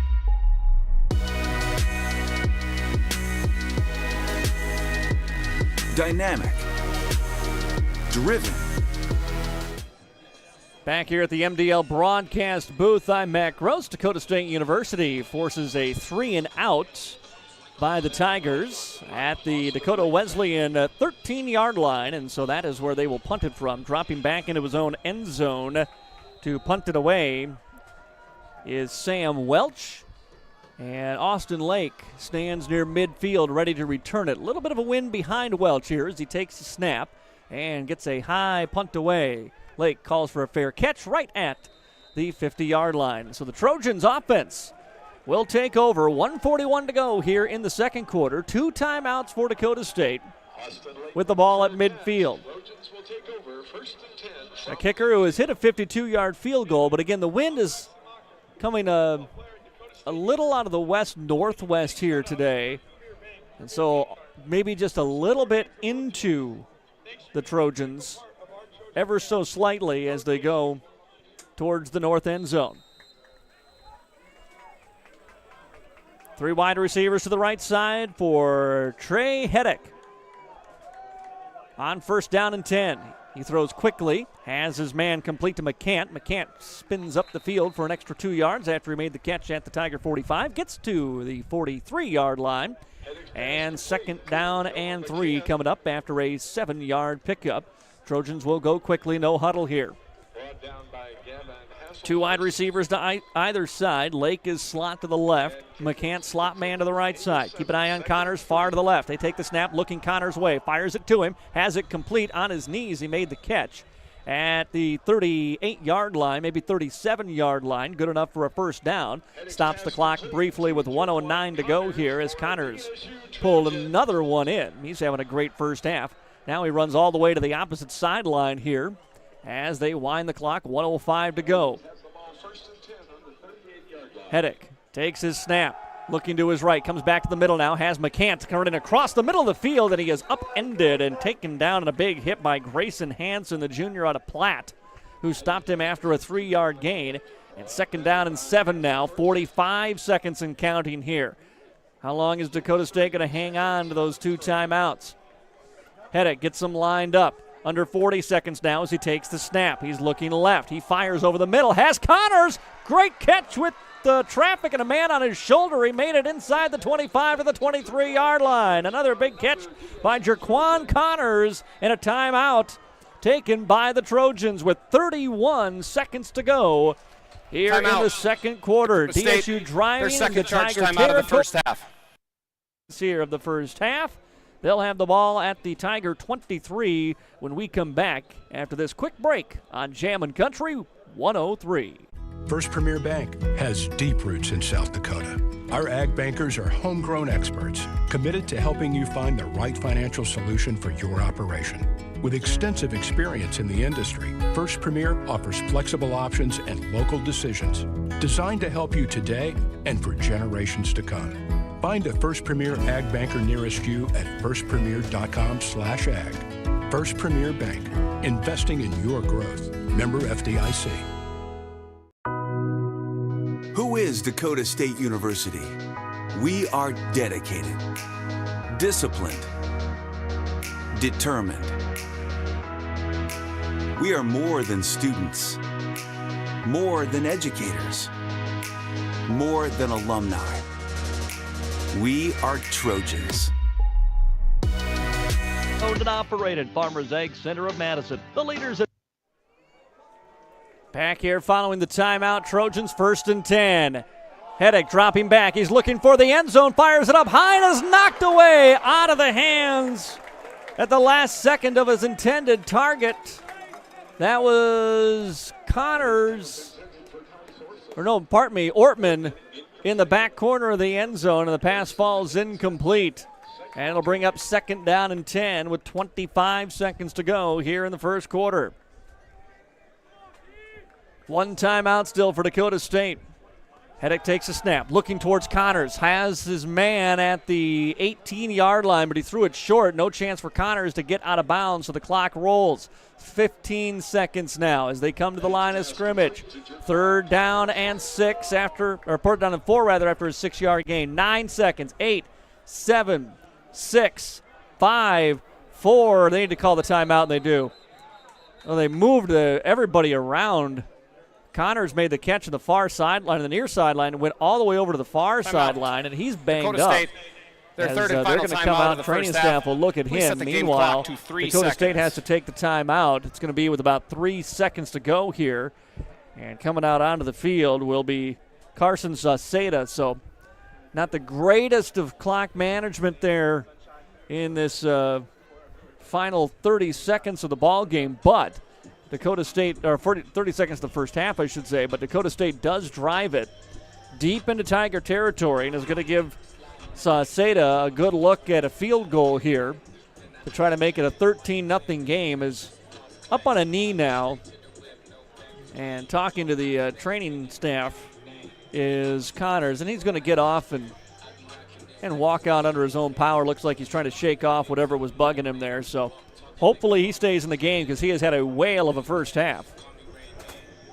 And following the timeout, here comes Carson Sauceda now.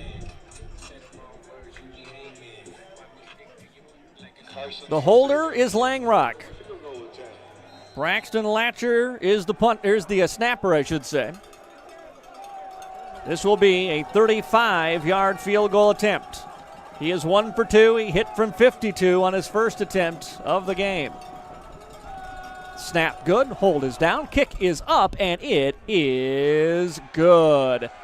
And that's the end of the first half. Another field goal from Carson Sauceda, and the Trojans lead 13-0 over the Tigers of Dakota Wesleyan at halftime of the Ag Bowl, and the first game ever on Blankley Field at Brian Kern Family Stadium. This is the end of the first half. 13-0 Trojans on the Farmers Ag Center scoreboard as we take a timeout. Your halftime show is coming up after these words from our Trojan sponsors on KJAM. When looking for At Madison Regional Health System, we're committed to providing quality health care close to home. Our healthcare system includes over 270 knowledgeable and skilled employees who are dedicated to providing exceptional inpatient and outpatient healthcare services to you and your loved ones. As an award-winning critical access hospital, we are honored to serve and support our local athletes. For over 135 years, we have made your health our priority. Who is Dakota State University? We are dedicated, disciplined, determined. We are more than students, more than educators, more than alumni. We are Trojans.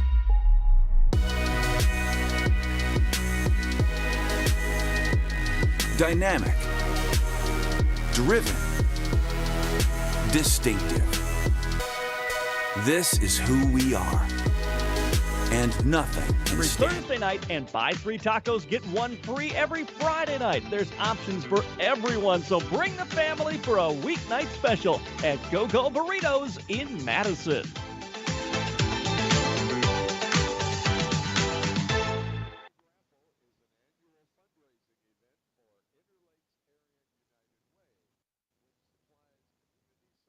MDL Madison has all your beverage needs. Pull up to the drive-thru window. We are always greeted with a smile. MDL has a large selection of fountain, bottle, and canned beverages, plus snacks, convenience store items, and gas pumps to top off your tank. MDL Madison morning at 5. Make sure to like MDL on Facebook to see more cheap prices every Ticket day. holders. Because Now discounts let's check with the just field to the see name. who is the MDL winner. is where customers always go.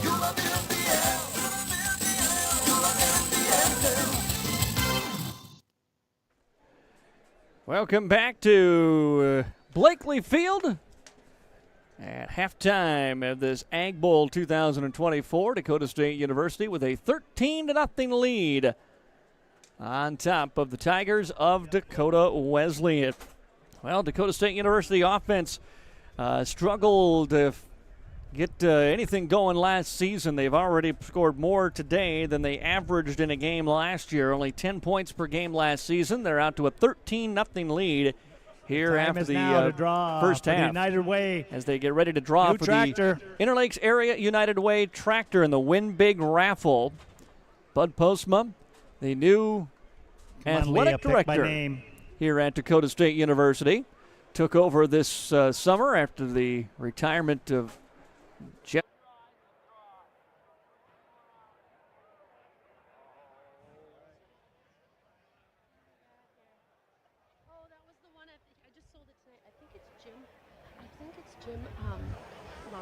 I just sold it tonight.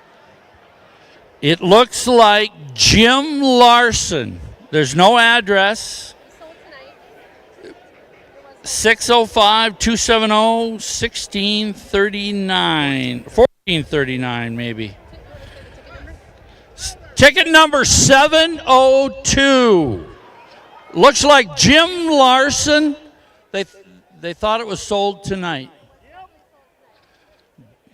Ticket number 702. Woohoo! We have a winner! There he is in the stands. We love it. We raised almost $56,000 for the United Way. Thank you so much to all the sponsors that helped all this money go back to the United Way and stay locally. So thank you so much, and thank you so much to the Interlakes Area United Way, who did so much work to raise this money. In any way, as part of this year's Win Big raffle. Thank you. All right, let's take a look at your scoring summaries here. Dakota State got on the board late in the first quarter with a 52-yard Carson Suseda field goal. Then in the second quarter, after a fumble recovery they couldn't take advantage of, they forced a punt, got it right back, and Tice Ortman from 1 yard out took it in for the first touchdown ever on Blankley Field to make it a 9-0 lead. Suseda added the extra point, and then that was with 4:05 to go in the second quarter. And then Suseda with a field goal as time expired from 35 yards to make it 13-0 here at halftime.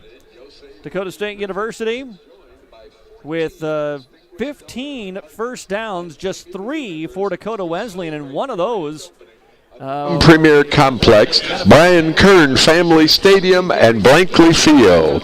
These facilities are testaments to the power of partnership and the unwavering commitment to excellence. Today we have created a space that will enrich the lives of countless individuals.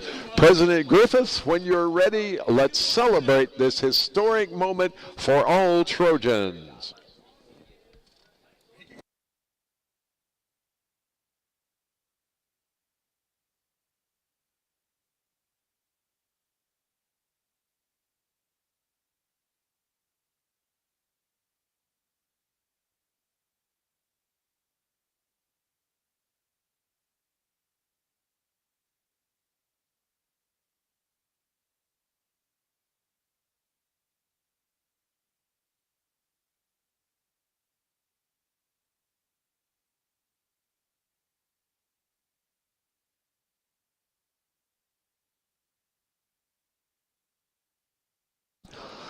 Let's hear it one more time for these incredible teammates who have contributed their time, ideas, passion, and resources into Dakota State University's rise.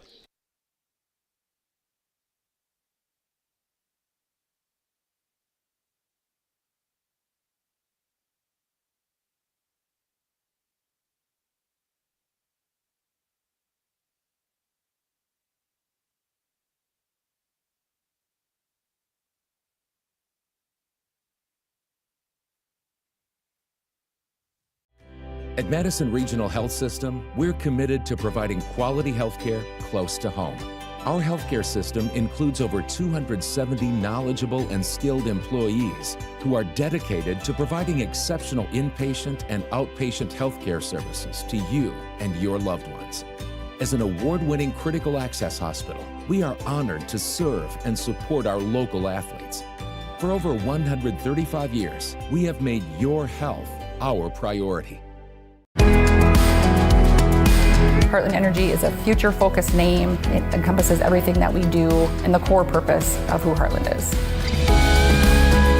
Anybody can sell you electricity. It's the way our people help our communities grow and therefore have a purpose to that energy. We're constantly looking for different ways to serve our customers the best that we possibly can. We're community-owned and we exist to serve our communities.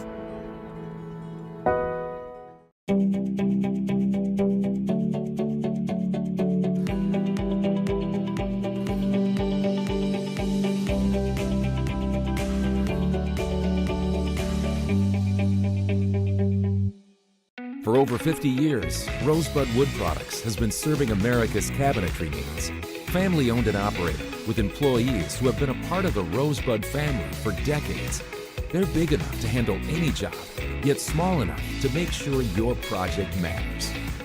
Quality doesn't cost, it pays. So pay the Rosebud Factory and Showroom a visit today, or visit us online at rosebudwood.com. Who is Dakota State University? We are dedicated, disciplined, determined. We are more than students, more than educators, more than alumni. We are Trojans.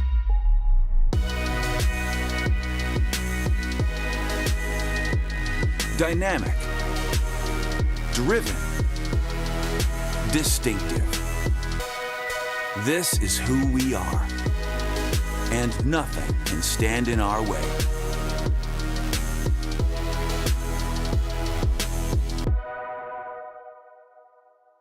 First Premier Bank Free Plus Checking gives you the freedom to experience life, to enjoy the things you love, and to breeze through checkout lines with free mobile wallet features. Bank anywhere you want with online account opening and instant issue debit cards. Feel the freedom of no fees, no minimum balances, and no unpleasant surprises. First Premier Bank Free Plus Checking. Apply online or at any branch location. First Premier Bank, member FDIC.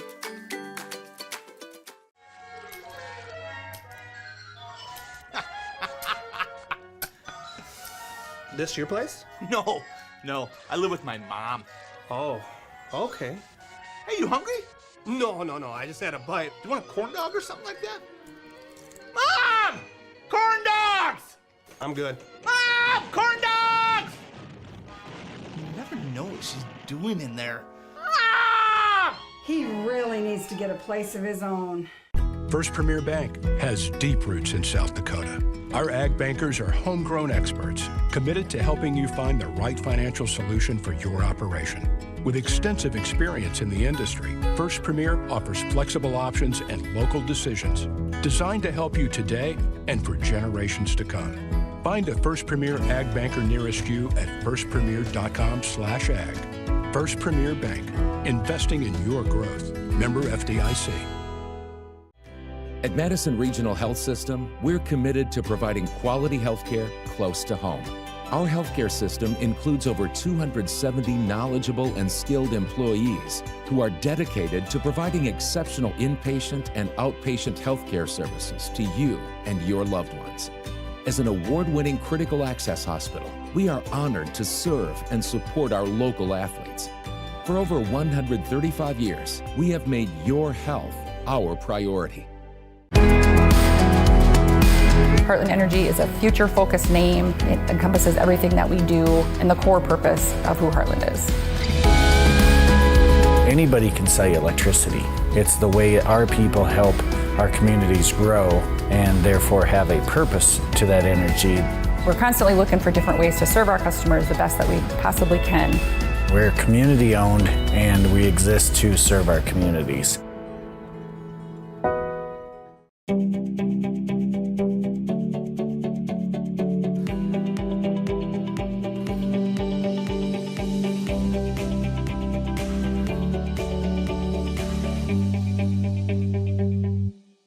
For over 50 years, Rosebud Wood Products has been serving America's cabinetry needs. Family owned and operated, with employees who have been a part of the Rosebud family for decades. They're big enough to handle any job, yet small enough to make sure your project matters. Quality doesn't cost. It pays. So pay the Rosebud Factory and Showroom a visit today. Or visit us online at rosebudwood.com. Who is Dakota State University? We are dedicated, disciplined, determined. We are more than students, more than educators, more than alumni. We are Trojans. Cast booth, I'm Matt Gross. Dakota State University football with a 13-0 lead in the Ag Bowl in the first game. Here to wrap up Trojan Nights at the Brian Kern Family Stadium. We're back with football tomorrow night over on our sister station, AM 1390, as the Madison Bulldogs will open up their 2004 season.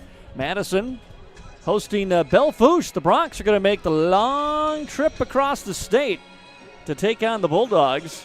Had a chance to talk to Madison head coach Joe Bundy earlier today for a pregame interview you can hear tomorrow night on AM 1390.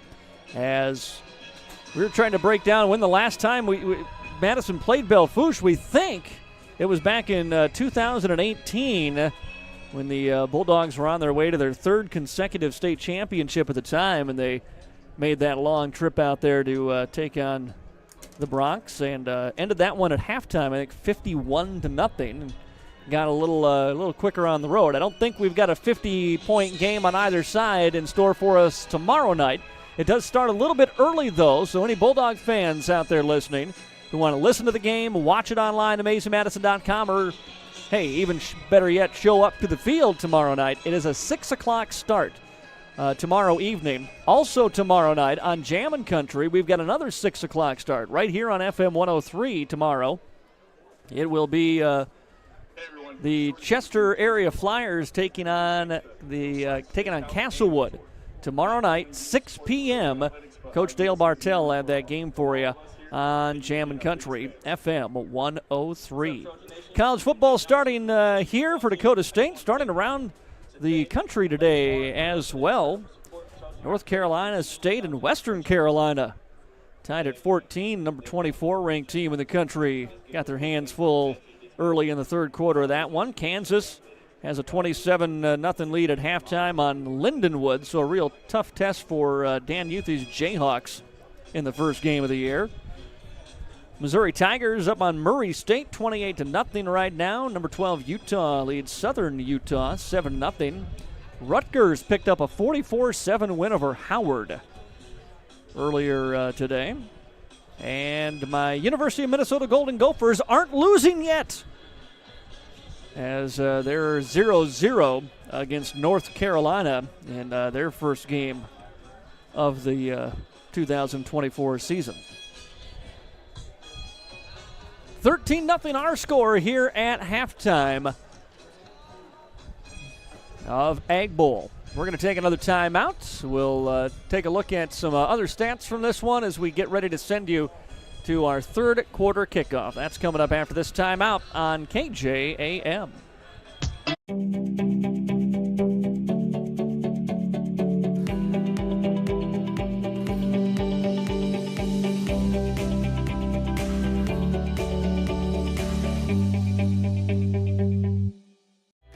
At Madison Regional Health System, we're committed to providing quality health care close to home. Our healthcare system includes over 270 knowledgeable and skilled employees who are dedicated to providing exceptional inpatient and outpatient healthcare services to you and your loved ones. As an award-winning critical access hospital, we are honored to serve and support our local athletes. For over 135 years, we have made your health our priority. For over 50 years, Rosebud Wood Products has been serving America's cabinetry needs. Family owned and operated, with employees who have been a part of the Rosebud family for decades.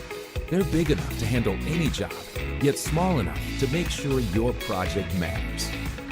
Quality doesn't cost. It pays. So pay the Rosebud Factory and Showroom or visit today. Or visit us online at rosebudwood.com.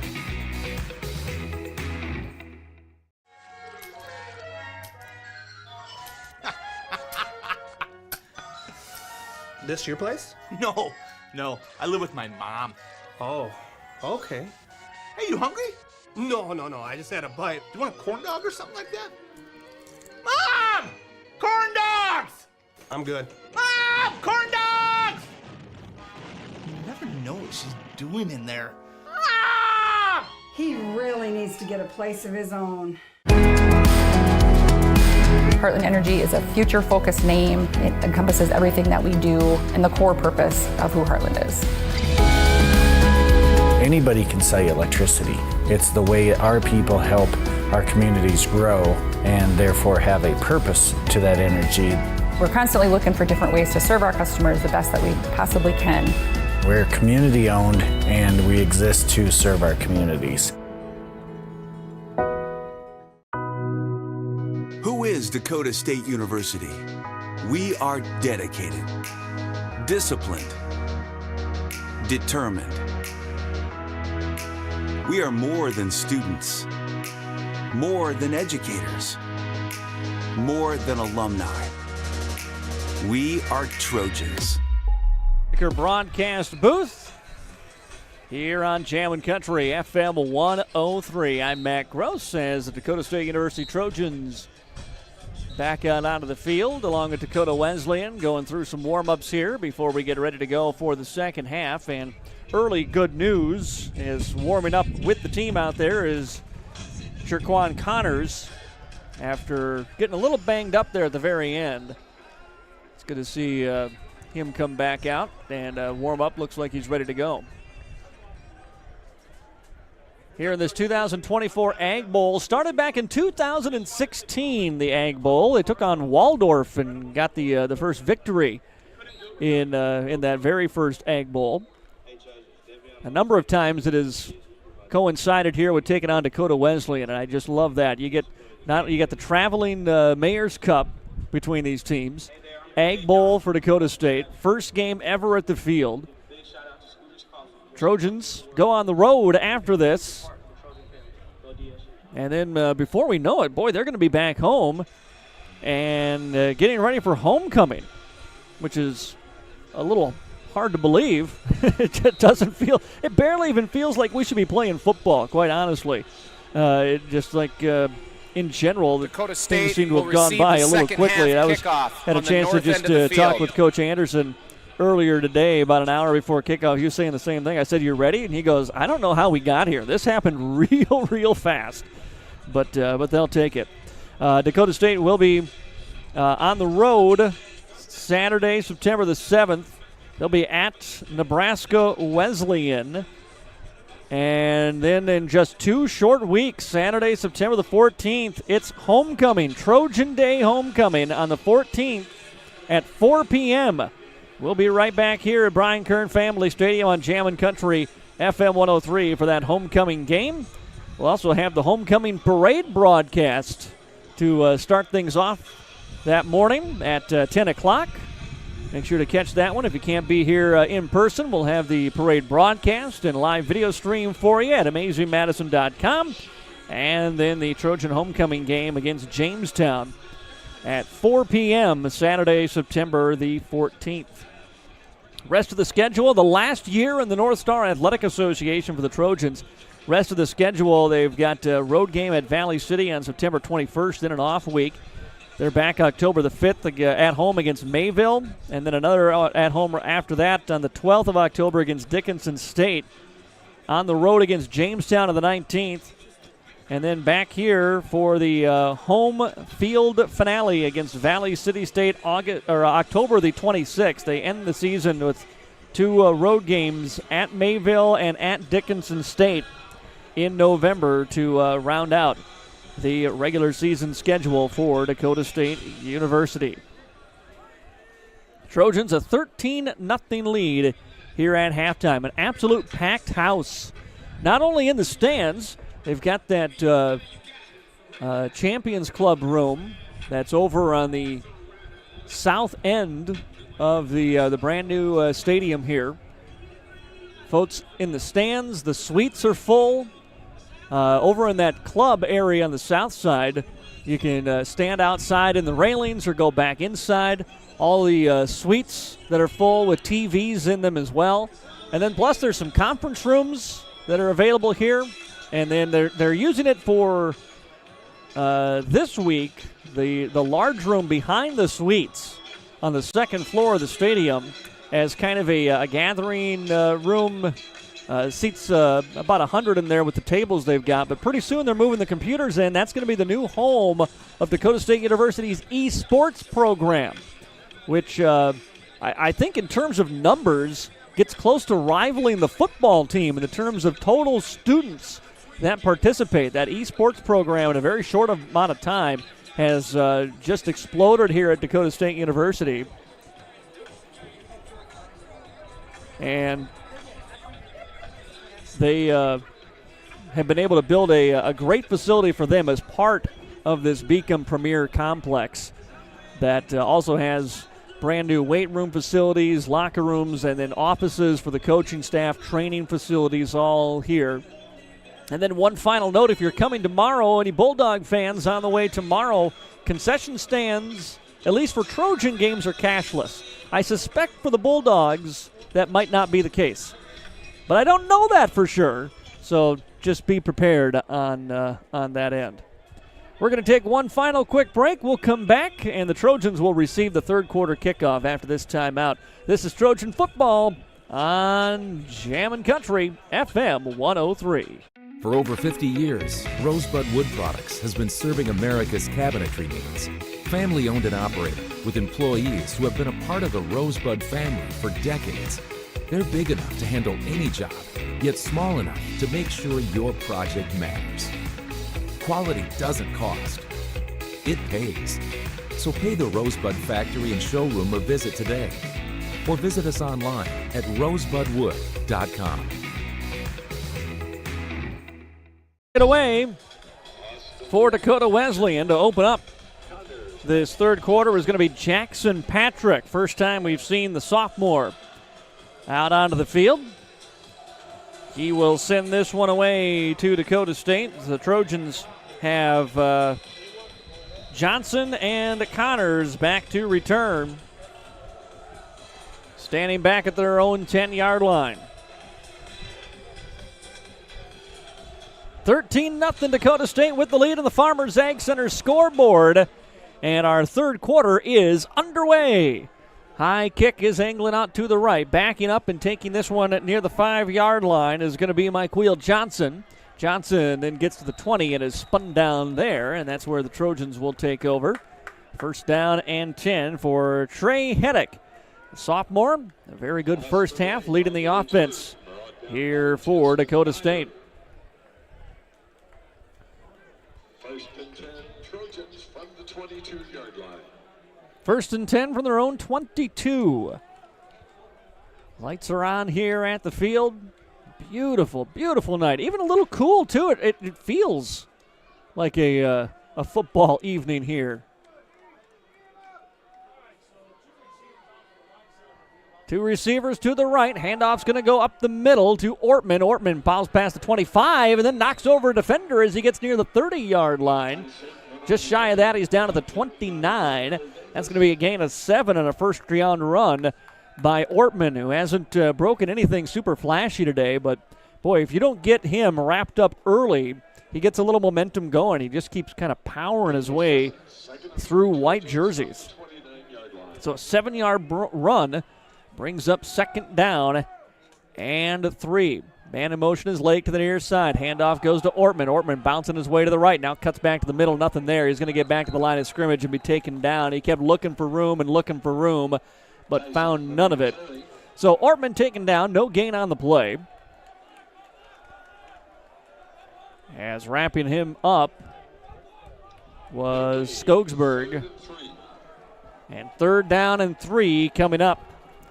Tiger fans getting to their feet here, trying to find some early positivity in this third quarter. Two wide receivers to the left side, double tight end here, as Hedrick has Ortman to his left. Hedrick takes the snap, looks to throw, passes over the middle, and it's out of the reach of his intended target, Grindy, the redshirt freshman from Spring Grove, Minnesota. And a pass incomplete, and that'll bring up fourth down and a punt upcoming for the Trojans, who go 3 and out on their opening possession of the third quarter. Landon Rusink back to receive the punt as Ortman ready to send this one away. Both of Ortman's punts prior to this, he's been able to pin him back into the end zone. He'd need a mighty blast to do anything like that. Takes a good snap, good pressure, but he gets a high punt. This one is driving. It's going to go over the head of Rusink. Bounces inside the 20. He's going to get it down to the 15-yard line. Ortman, I called him out, said you can't pin him inside the 20 from there. Well, yes, I can. He spins that one to the 15-yard line. Great punt by Tice Ortman, and a big switch to the field position by that punt. And so, out to the field now comes Carter Robinson in this offense that's looking to find something. Running game hasn't been there, and there's been a lot of inaccuracy down the middle of the field with their passing game, plus a lot of pressure in the face of Robinson. He's got 3 wide receivers, 2 to his right side here as he takes a first down snap, looks to throw quickly into the backfield, has a pass complete, and then stumbling his way forward for a gain of 8 yards is going to be Skogerbo.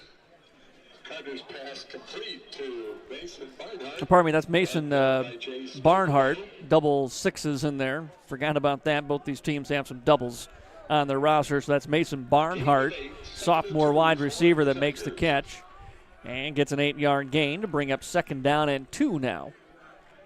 2 wide receivers to the left side. Tight end off to the right now. Running back to the left, and it'll be a handoff to the tailback, Kaiser, and Kaiser will get across the line of scrimmage and has enough for a first down. 3-yard run will move the chains here and put the ball at the Trojan 27-yard line. So first down, Dakota Wesleyan, as we are underway in the third quarter. 13-0 lead for Dakota State. Tigers, 3 wide receivers to the left side. Empty backfield now for Robinson with the tight end off to the left here on first down and 10. 3 down linemen for the Trojans as he takes a snap. It's a design run up the middle, but there's no room. He is wrapped up in the backfield and dropped by Chris Geepy.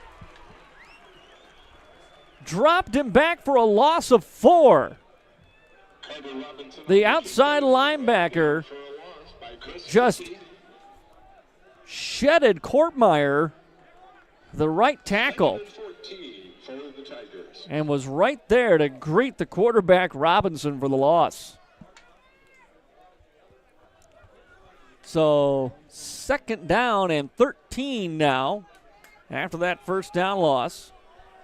3 wide receivers set. Running back Kaiser to the left side of Robinson here on second down. He takes a snap and is looking to throw to his left side. Fires his pass incomplete of his intended target. That was the tight end, Nedved, the wide receiver. Pass thrown off to his right, and that brings up third down now for the Tigers. 3rd and 13 at their own 24-yard line. Trojans defense has not allowed a play of 13 yards yet in this game. 3 wide receivers right, 2 to the left. Empty backfield for Robinson. Showing blitz straight up the middle are the Trojans. Now they drop back. They'll rush 4. Still nearly got home. Robinson has to scramble, and he'll be taken down after about a 7-yard gain.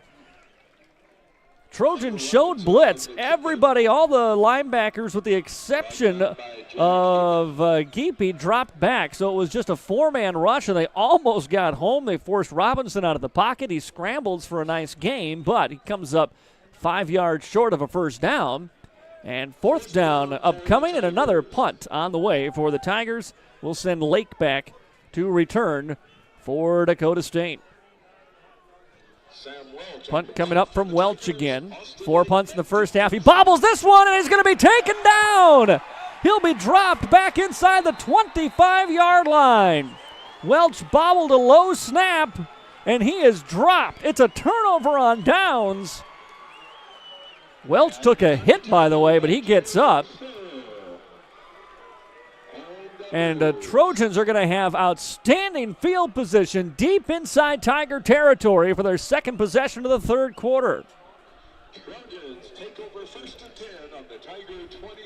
Welch had a couple of low snaps today from the long snapper, Nolan Dvorak. He was able to pull in the 2 in the first half. This one was about ankle high. Maybe took his eye off it for a split second. Bobbled it, picked it up, and he had absolutely nowhere to go. 1st and 10 for the Trojans at the Tiger 23-yard line. Taking a snap, here comes a handoff to Ortman. Ortman just churning his feet across the 20, still going to the 17, down to the 16-yard line. A phenomenal powering run by Tice Ortman. And turns what was probably a 3-yard gain into a 7-yard pickup. 2nd down and 3 for the Trojans. Once again, DSU inside the Case IH red zone for farm equipment that offers comfort, reliability, and the support you expect. Head to the Case IH red zone at Lake County International in Madison. Ortman remains the tailback now for Dakota State. Here on 2nd down and 3. 2 wide receivers off to the right side. Now they send a man in motion to the right. 3 to the right side. Fake the handoff. Looking to throw his Hedrick. Spins away. Got a hit in the backfield, and he'll be taken down. He's been dancing in the backfield a lot. And this time, one too many moves. And he is dropped for a loss of 9. All the way back to the 25-yard line. So Joseph gets the sack.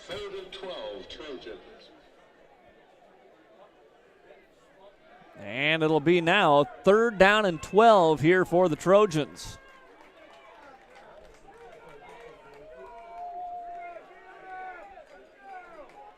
Hedrick with Langrock over to his left.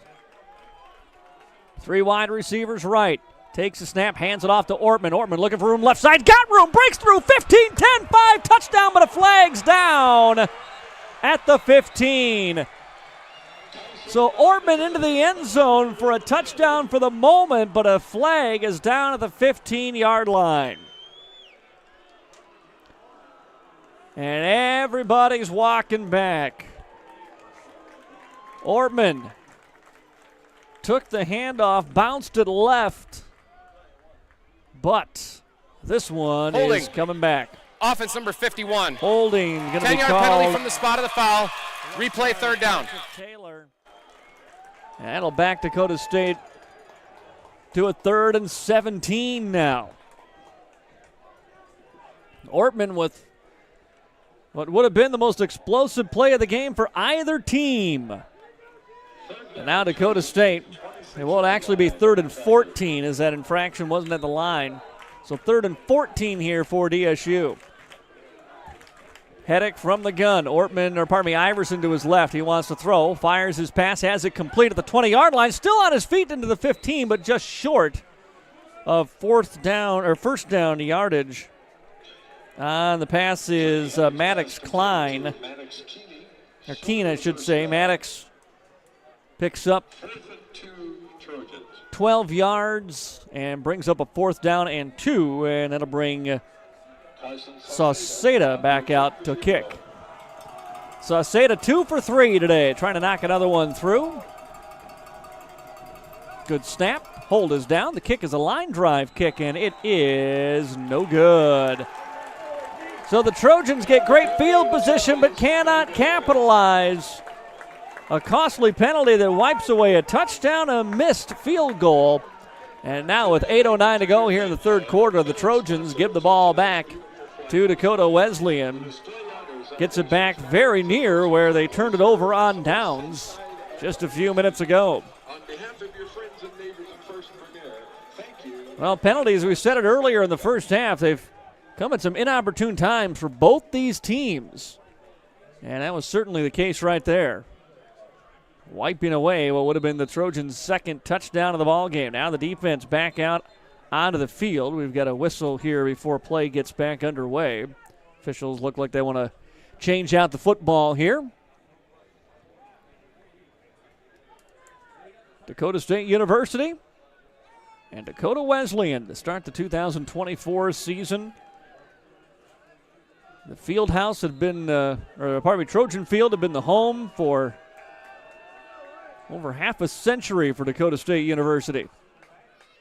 And now, at this brand new Blankley Field, here's a handoff to the running back, Kaiser, and he will not find much, if any, room running off the right tackle that time. Maybe a half a yard gain brings up 2nd down and 9 here for Dakota Wesleyan. Kobe Kaiser has been wrapped up today, the sophomore from Emory, South Dakota, averaging less than 2 yards per carry so far tonight. 2 wide receivers to the left side here for Carter Robinson on 2nd down.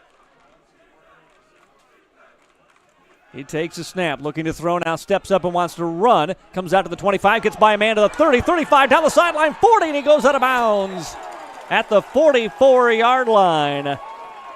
And again, the big play for the Wesleyan offense comes from Carter Robinson's legs, the running back, or the quarterback, I should say, running the football. Gets a keeper to the 44-yard line of the Tigers. They have not been across the midfield stripe yet. Robinson and company trying to change that. 4 wide receivers as he moves Kaiser, his running back, over to his left now on 1st and 10 from the Tiger 44. He takes the snap and drops back, looking to throw again, and that ball is intercepted! Intercepted by the linebacker, Terrence Sir, the junior from Burke. Cut under the route and picks it off. That's the 3rd turnover forced by the Trojan defense tonight, as they head back to a raucous celebration on the home sidelines. 2 fumble recoveries, and now Sir with the interception. And the Trojans will take over at the Tiger 49-yard line. First interception thrown by Carter Robinson. And the Trojan offense failed to score with great field position on their last possession. Now takes over again in Tiger territory with the football just past the midfield stripe. 1st and 10 for Dakota State. 3 wide receivers to the right side of the sophomore quarterback, Trey Heddick, and he'll hand off to Iverson. Gets across the line of scrimmage and then puts his head down, runs over a man to the 45 and falls across the 44-yard line. And that's a 5-yard gain on 1st down for the sophomore running back, Preston Iverson. And Carter Scotsburg. Tackle by Skartsburg and Stevenson on the play. 2nd down and 5 after the Iverson run. He stays in the backfield here, along with Heddick. Sends a man in motion, hands it off to Iverson. Flag flies in right away. Iverson's taken down, no gain on the play, but we will check the flag that came almost as soon as that ball was snapped. Which makes me wonder if we've got a procedure penalty here as the Trojans are backing up. There's no foul for illegal formation. No the illegal formation. Was legal.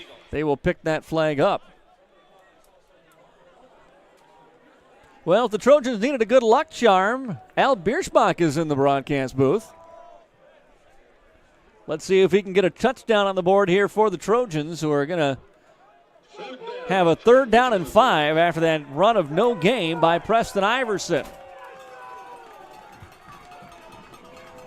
Iverson still in at running back. Tight end Gus Sanford lined up to the right side. 3 wide receivers, 2 to the right for Heddick now. Coming in motion is Lake to the near side of the formation. Fires his way. Lake passes behind him. It was tipped and nearly intercepted. Heddick threw that one behind Lake, who got a piece of it, and it was nearly tipped into the hands of the waiting linebacker Walton. And instead falls incomplete, and so fourth down upcoming, and back on again is Ortman to punt here for Dakota State. 3 punts today for Tice Orton. He's put all 3 of them inside the 20-yard line. Chance to go 4 for 4.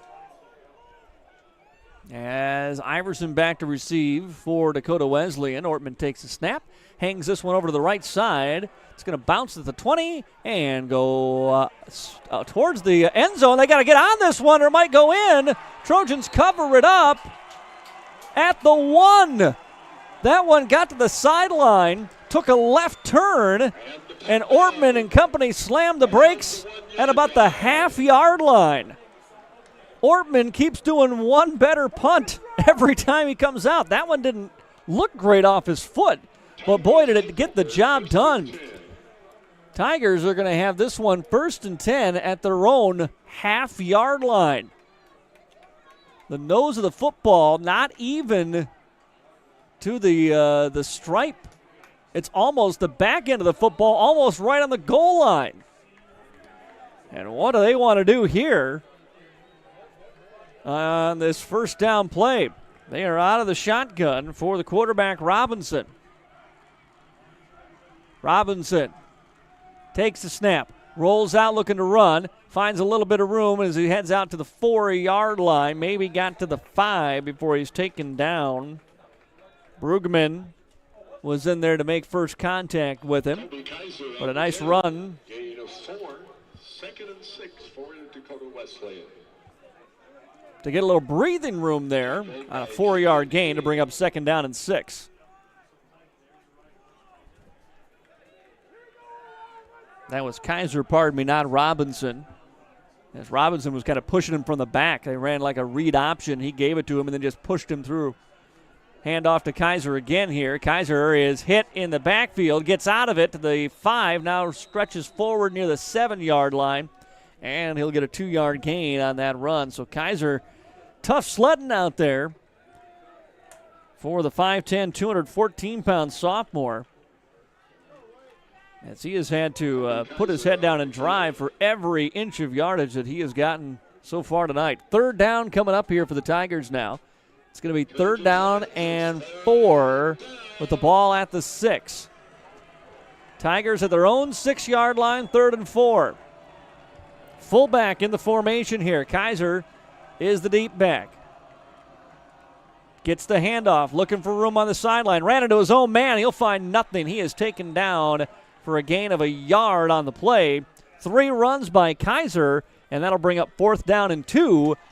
And a punt likely upcoming here for the Tigers from their own 9-yard line.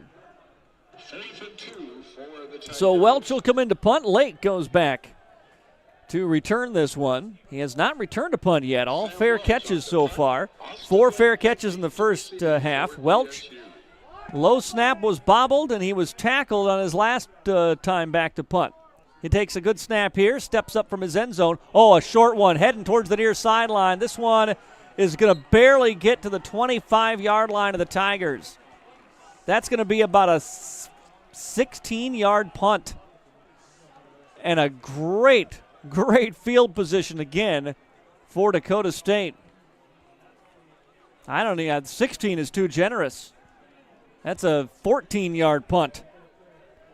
So Welch shanks one out of bounds, and the Trojans will start their 3rd possession of the quarter in Tiger territory. They have come out with no points so far, trying to change that here. The Trojans take over 1st and 10 on the Tiger 25-yard line. 3:22 to go here in the 3rd quarter. 13-0 Trojans lead on the Farmers Ag Center scoreboard. Man in motion from the far side of the near. Handoff goes to Ortman. Ortman with room. Stutter steps. Cuts back to the middle. Ortman to the 15. Out to the outside. 10, 5. Touchdown! Trojans! It's Tice Ortman taking it all the way. A 25-yard touchdown run. And the Trojans go up 19-0 as the lights put on a display here at Brian Kern Family Stadium. It is rocking on the Trojan sidelines as coming on to attempt the extra point will be Sauceda. Ortman's second touchdown run of the ball game.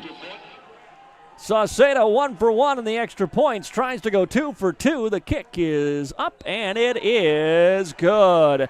3:14 to go in the third quarter, 20-0 Trojans on the Farmers Ag Center scoreboard. We're back after this timeout on Jammin' Country FM 103. In this moment, who has your back? Do you know the name of your insurance?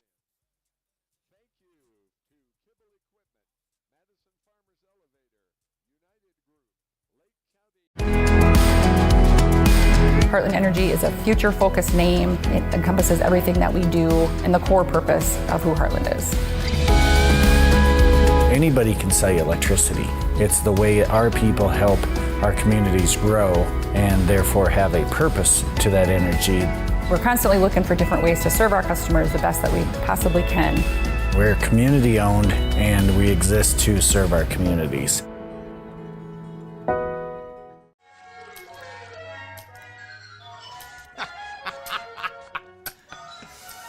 This your place? No. I live with my mom. Oh, okay. Hey, you hungry? No. I just had a bite. Do you want a corn dog or something like that? Mom! Corn dogs! I'm good. Mom! Back here in the MDL broadcast booth, Dakota State University with a 20-0 lead on top of the Tigers of Dakota Wesleyan. Matt Gross with you here from Blankley Field in the Brian Kern Family Stadium at the Beacon Premier Complex as the kick after the touchdown is away, sailing back to about the 3-yard line. It's picked up there to the 15 to the 20, angling to the near side and dropped down at the 25-yard line is the return man for Dakota Wesleyan, Landon Iverson. And so it'll be Tiger football at the 25-yard line. Dakota State University has forced 3 turnovers, 2 fumble recoveries, and an interception. And has put their offense in great position in this third quarter. Dakota State's offense has had 3 offensive possessions in the quarter. All of them have started in Tiger territory.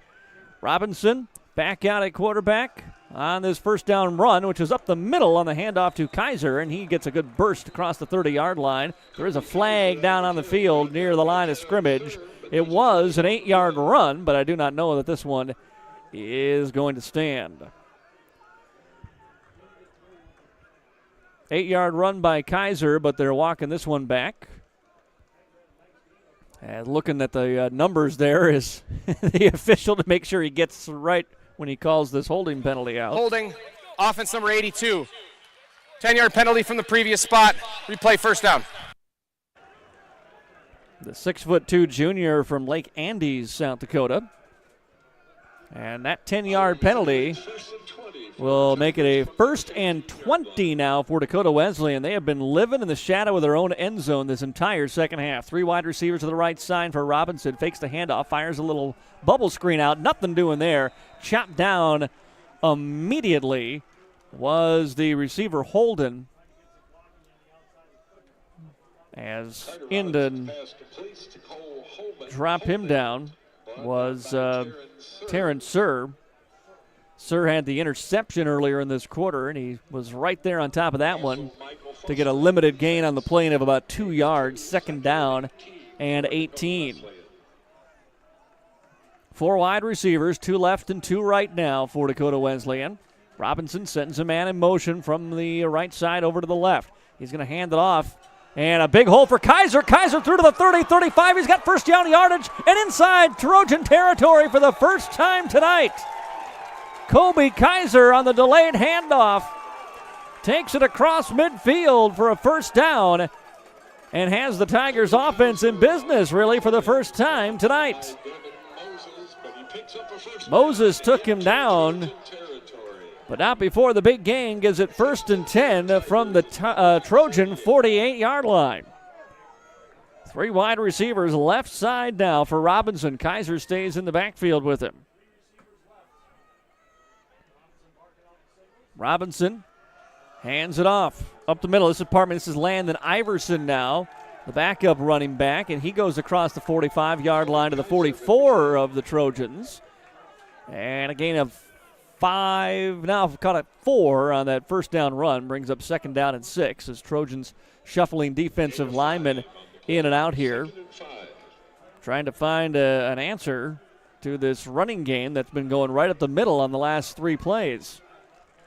Iverson stays in at running back, 2nd down and 6. Robinson with a tight end to his left. 3 wide receivers, fakes the handoff, wants to throw. Wobbly duck is out there, but it's brought in by Cole Holden. Holden is the number 1 and number 2 target, it seems, for Dakota Wesleyan. Every time they throw, they're looking his way. He makes this catch for a first down at the Trojan 35-yard line. Cole Holden is a 6-foot sophomore from Watertown, and he hauls in another reception as the Tigers, in the waning seconds of the third quarter, are trying to put up their first score of the game. 4 wide receivers for Robinson. Running back to his left side as he looks to the sideline here, still checking the play. Now with 6 seconds to get this play off. Gets the snap away, drops in a deep look. Now steps up in the pocket, got away from the lineman, gets away from another man down the sideline to the 10, to the 5, and he is into the end zone for a touchdown. Or no, do they mark him down? Oh, he stepped out of bounds. Oh, he stepped out of bounds. Ruling on the field as the runner stepped out of bounds at the 12-yard line. 12-yard This is the end of the third quarter. Huge run for Carter Robinson to end the third quarter. 20-0, Dakota State University with the lead, but the Tigers of Dakota Wesleyan are inside the red zone when we come back for the fourth quarter after this timeout on KJAM. Are you craving a taste?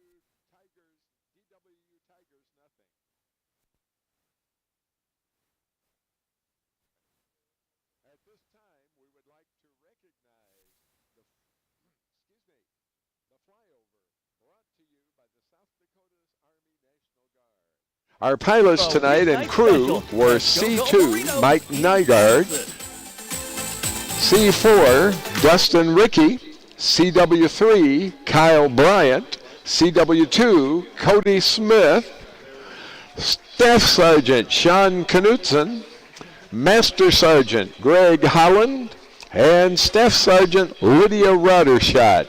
Thank you. Give them a great round of applause.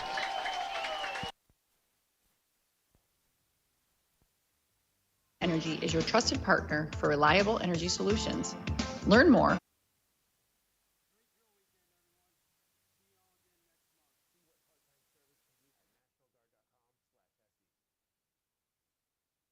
Offense starting to pick up steam here in the fourth quarter, or the third quarter rather.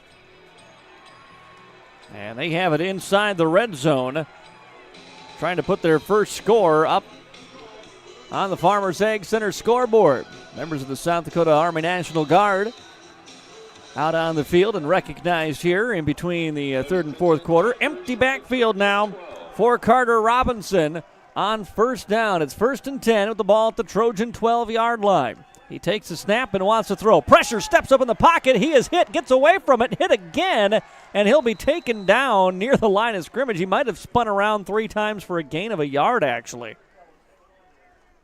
Tough to tell from this angle. Well, maybe actually did go down for a 1-yard loss. He dropped back and was just facing blue jerseys coming at him from every direction. Spun around 2 or 3 times trying to get away and did avoid what would have been a longer loss. Eventually, Chris Geepy took him down. 2nd down and 11 after the 1-yard loss. 3 wide receivers. 2 left. Kaiser back in at running back. Now a man in motion over to the left side. Robinson drops back, looks to throw. High ball to the corner of the end zone. It is caught, but it is out of bounds. Reception made by Cole Holden in the left corner of the end zone. And the pass incomplete. Trojans Skogerbo in on coverage. And 3rd down and 11 coming up now for the Tigers.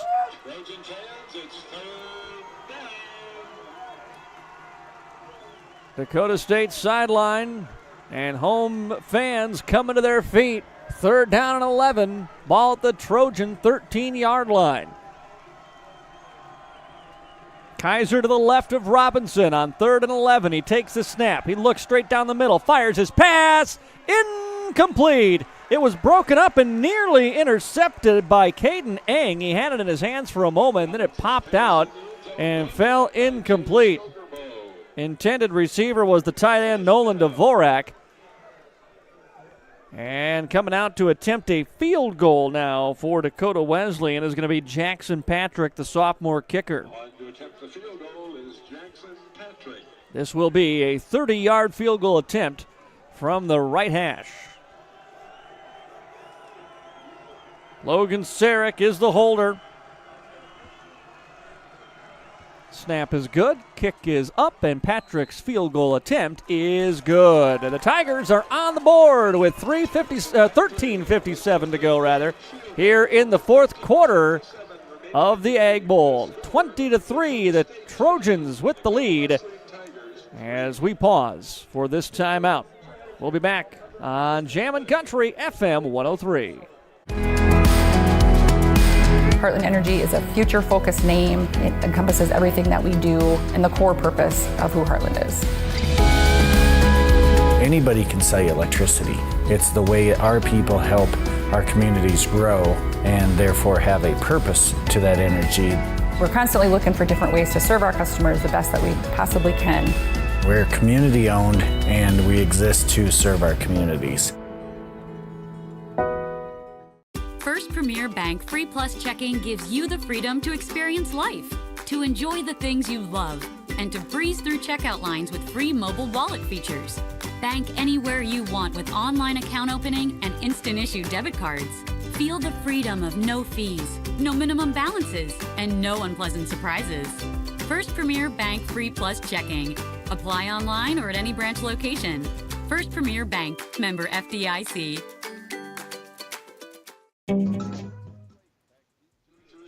Well, Dakota Wesleyan with their best drive of the game. It goes 8 plays, 62 yards, and it ends with a 30-yard field goal by Jackson Patrick, who is now back on to kick it away here to the Trojans, who lead it 20-3 now after the Tiger field goal. High kick hanging towards the 10-yard line, where it is picked up by Lake. Cuts it to the far side of the 25. Still fighting forward, looking for the 30. Can't quite get there. He's taken down 29-yard line.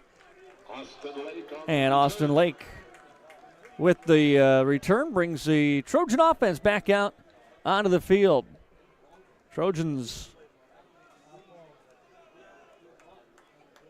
3 possessions that started in Tiger territory there. Only got 1 score out of it in that third quarter. Would like to do a couple things. One here is obviously answer the score, get something on the board, but also take a little time. Their defense got hammered on the ground on that possession and could use a little bit of a break here. Trojans need a few first downs, get this clock moving, time their friend right now, and that's exactly what they're thinking. They hand it off to Iverson, who spins his way to the 35-yard line and a quick gain of about 6 yards. Preston Iverson, when he gets it upfield, north and south, he can move that ball real fast. He gets kind of those delayed little stutter steps and then squares the shoulders and gets upfield in a hurry. Didn't look like he was very far past the line of scrimmage. Then you look up after he's tackled, and it was a gain of 6. 2nd down and 4. They'll give it to Iverson again. Again, he goes straight up the middle and is about a yard shy of the first down after that gain of 3. It's going to be 3rd and short here. 3rd, maybe a half a yard now for Dakota State.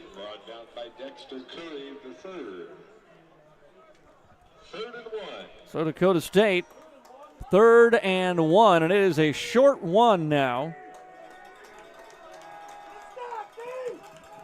Staying in at running back is Preston Iverson. Tight end to the right side. Robinson takes the snap, hands it off. Iverson up the middle, all kinds of room. First down yardage across the 40 to the 43. It's a gain of 5, and it's a first down for the Trojans. So they're answering with a little bit of a running game of their own after that drive by Dakota Wesleyan. Now Noah McCant comes onto the field. First and 10 Trojans on the 42. And maybe more of a passing situation on this first down. Two wide receivers to the left. Man is Connors to the near side here. On first down, fake the handoff, throw it towards Connors, incomplete, through his hands, nearly intercepted, and then bodies collide all over the place after the pass falls incomplete. They were looking for Connors, and the pass incomplete brings up second down and 10. The Trojans with the ball at their own 43-yard line, 12 minutes exactly to go here in this ball game. Hope to have Coach Anderson joining us. Hopefully a celebratory Coach Anderson coming up in the postgame show. Here from Brian Kern Family Stadium. Three wide receivers again. Man coming in motion to the near side now. Fake the handoff. Swing it out to that receiver on the who was coming in motion. That was Malik Ford. And Ford doesn't get much. Falls forward a yard on the play. And 3rd and 9 coming up here for Dakota State. Dakota State ran that motion a lot in the first half and gave it usually to the halfback. This time, fake it, try to go back to the motion man, and Ford backpedaling caught the ball and had nowhere to go. Austin Lake to the near side. Connors lined up far to the left. Tight end to the right now. 3rd down and 9. Hedek sends a man in motion, takes a low snap, drops back, looking for Connors over the middle. He's got it. Connors past the sticks into Tiger territory to the 46-yard line. A first down connection again. Trey Hedek to Jaquan Connors. Another Trojan first down. Hedek and Connors continuing this connection on 3rd down. When they need it, it is there. 1st and 10, now back in Tiger territory once more.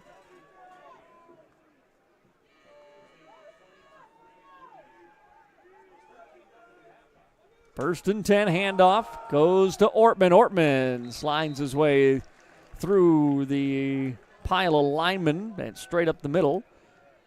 Pardon me, that was Iverson with a run of about 3, maybe 4 yards for Iverson. Gain of 4, 2nd and 6, Trojans. Connors today, 9 receptions, 91 yards.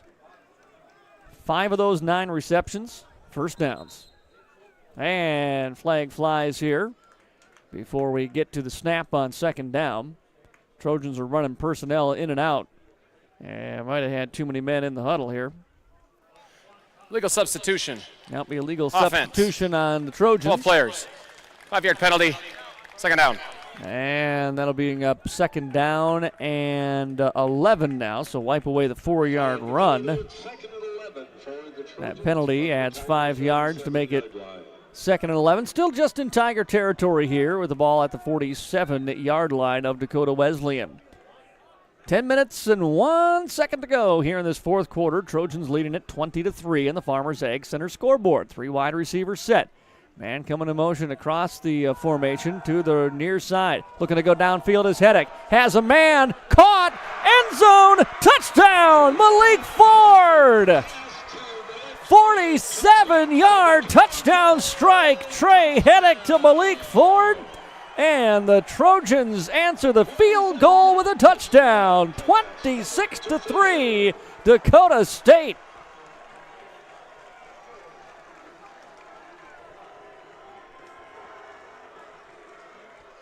Everybody bought on the fake that time. And it was one-on-one. Malik Ford got a step and took it into the end zone. A great pass, Trey Hedek, his first TD of the game.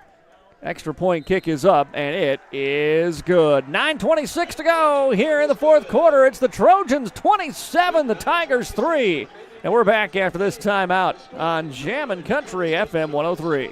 Visit AmazingMadison.com to never have to pay for your news or your sports. Everything is totally free.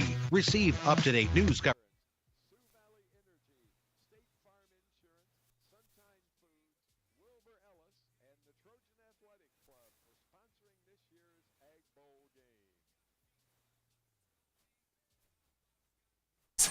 Please set the game clock to 9 minutes, 46 seconds.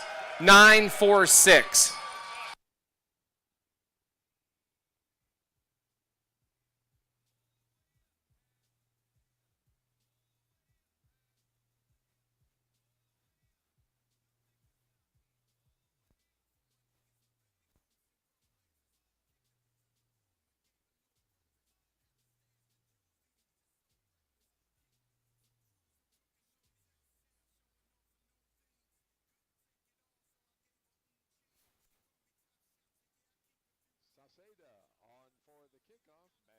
.946 to go in the Farmers Ag Center scoreboard here in the fourth quarter. I'm Matt Gross from the MDL broadcast booth.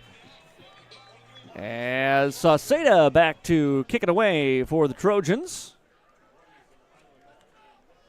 who have broken it open here in the Ag Bowl. And Sauceda with a little pooch kick out that lands at the 25-yard line, brought in on a fair catch, and so that's where the Tigers will take over.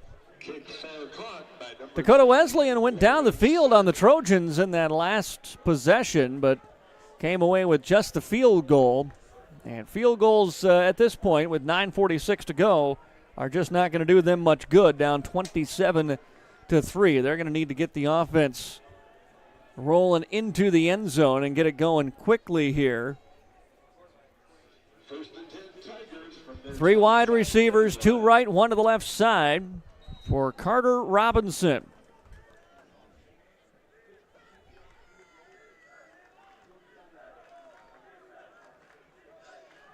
Looks to the sideline and now ready to go. Robinson takes a snap, drops back. Straight down the middle, now rolling as he's flush from the pocket. Rolling to his right, has some running room across the 25 to the 30 before he's run out of bounds at the 32-yard line. And another good keeper by Carter Robinson. His scrambling has been probably the most consistent offense of the game so far for the Tigers. Robinson, prior to that carry, 11 carries, 64 yards in the ballgame. Kobe Kaiser had been bottled up till that last drive. Of course, a 35-yard run will kind of help your cause there.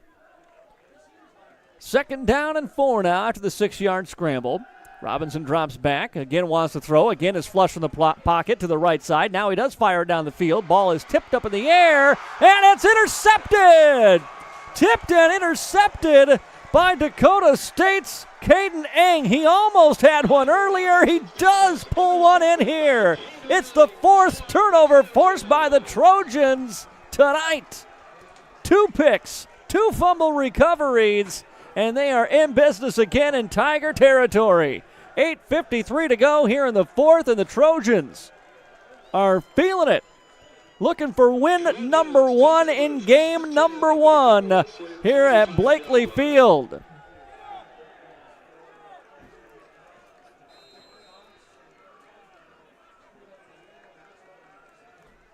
Back on comes Trey Heddick after his 47-yard touchdown pass to Malik Ford.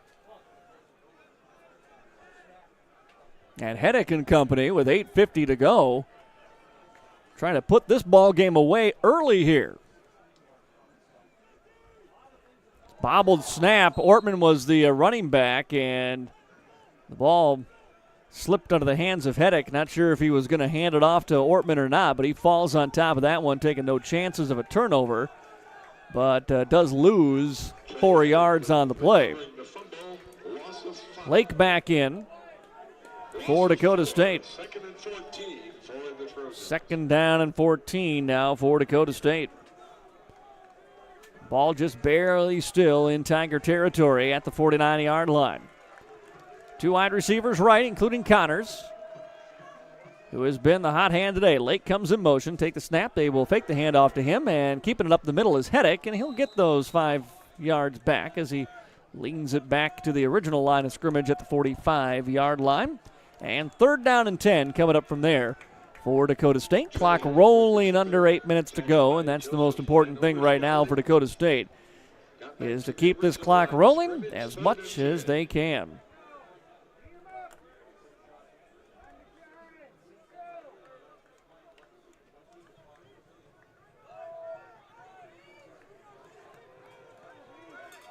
Third down and 10. Two wide receivers right side. Connors is left. Handoff goes to Ortman. Ortman stutter steps now, explodes forward, gets hit just past the line of scrimmage for a 2-yard gain. And it'll get it to the 43-yard line of the Tigers, and it'll bring up 4th down from there, and the punting unit coming on for Dakota State. But the clock continuing to roll, and it'll be inside of 7 minutes by the time they get this punt away. But now we have a whistle and a timeout taken by Dakota Wesleyan to stop that clock from rolling. 7:07 to go here in the fourth quarter. 27-3. Their first Dakota charge State timeout lead of the in the second Farmers half. Ag Center scoreboard, and we are back after a timeout here at KJAM.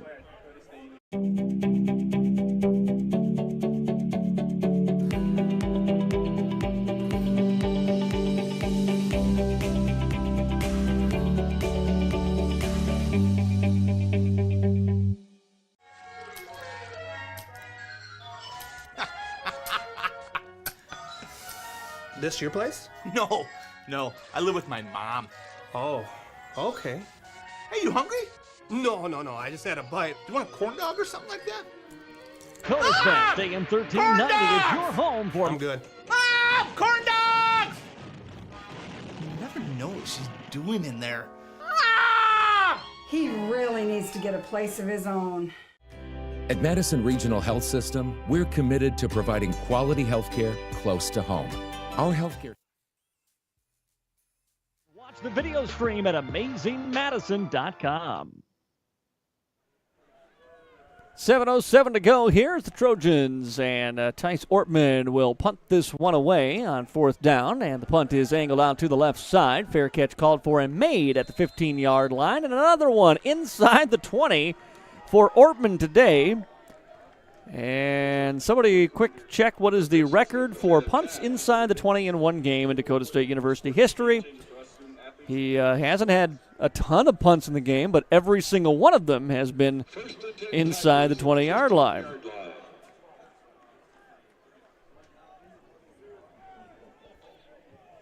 Trojans took them till their 9th game of the season last year to pick up a win. They are 7 minutes away from getting win number 1 in game number 1 here in 2024, as a few of the Dakota Wesleyan faithful starting to head for the exits early here. As their quarterback Carter Robinson comes back onto the field and takes the snap and rolls out to his left, still running, being chased. Now wants to fire back across his body, and it's intercepted. Picked off by the Trojans. Intercepted by Moses.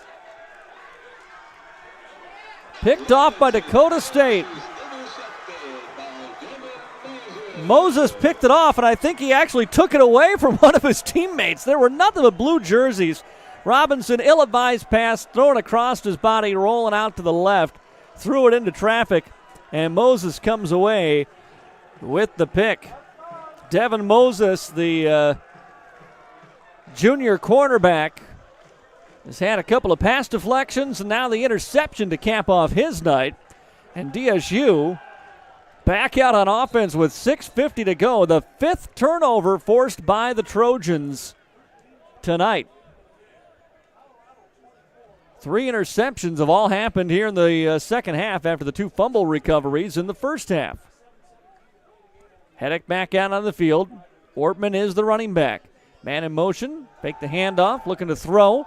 Pass is complete to Lake at the 15, and his momentum just took him out of bounds. He had a lot of room in front of him, but steps out of bounds at about the 13-yard line. Pass complete to Austin Lake, And once again, the Dakota State University Trojans find themselves inside the Case IH red zone. Do you want equipment that's both powerful and efficient? It's available only in red at your Case IH dealer, Lake County International in Madison. 3 wide receivers go to the right side for Trey Heddick on first down and 10 from the Tiger 12-yard line.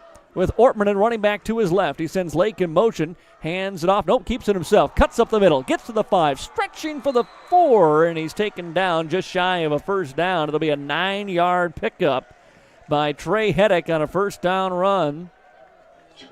And second down. Call it an 8-yard game. 2nd and 2 now for the Trojans. Trying to put it into the end zone again.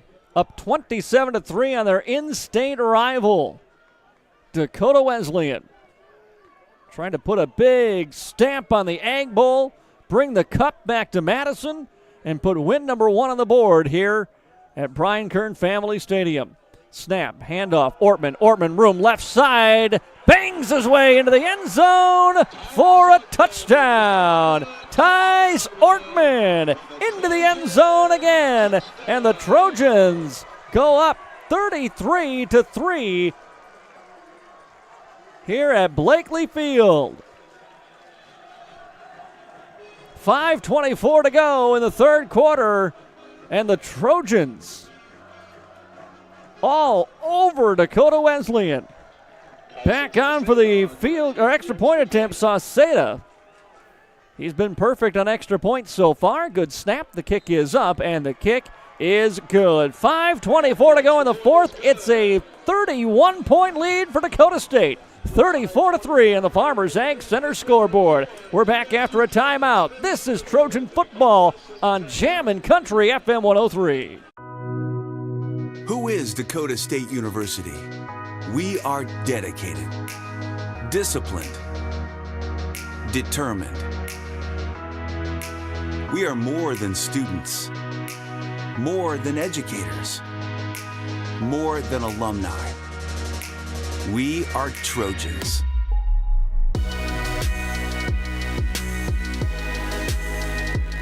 Dynamic, driven, distinctive. This is who we are, and nothing can stand in our way.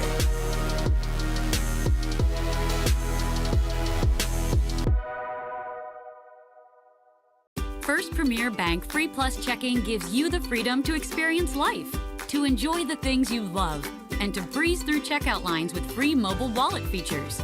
Bank anywhere you want with online account opening and 24 to go here in the fourth quarter. 34-3. Dakota State University with the lead. Matt Gross back with you here at the MDL broadcast booth as the Trojans will kick it away again. Kick drifting back to the 4-yard line where it is taken by Iverson, and he's got some room coming across the far sideline to the 40-yard line, and that is Landon Iverson with the best return of the ball game for Dakota Wesleyan. And it gives good field position for the Trojans before Sauceda could bring him down. 5:15 to play here in the fourth. 34-3, Dakota State University on their way to a season-opening win in the first game ever at their brand-new ball field. Robinson and the offense back on for Dakota Wesleyan. 5 turnovers in the ball game for the Tigers. Snap taken by Robinson. He'll look to run. Runs off the left side. Flag comes flying in. He runs across the 50 to the 49-yard line before he is cut down by the linebacker, Terrence Sir. But we've got a flag down back at the line of scrimmage. And the clock stopped with 5:09 to go here in the fourth.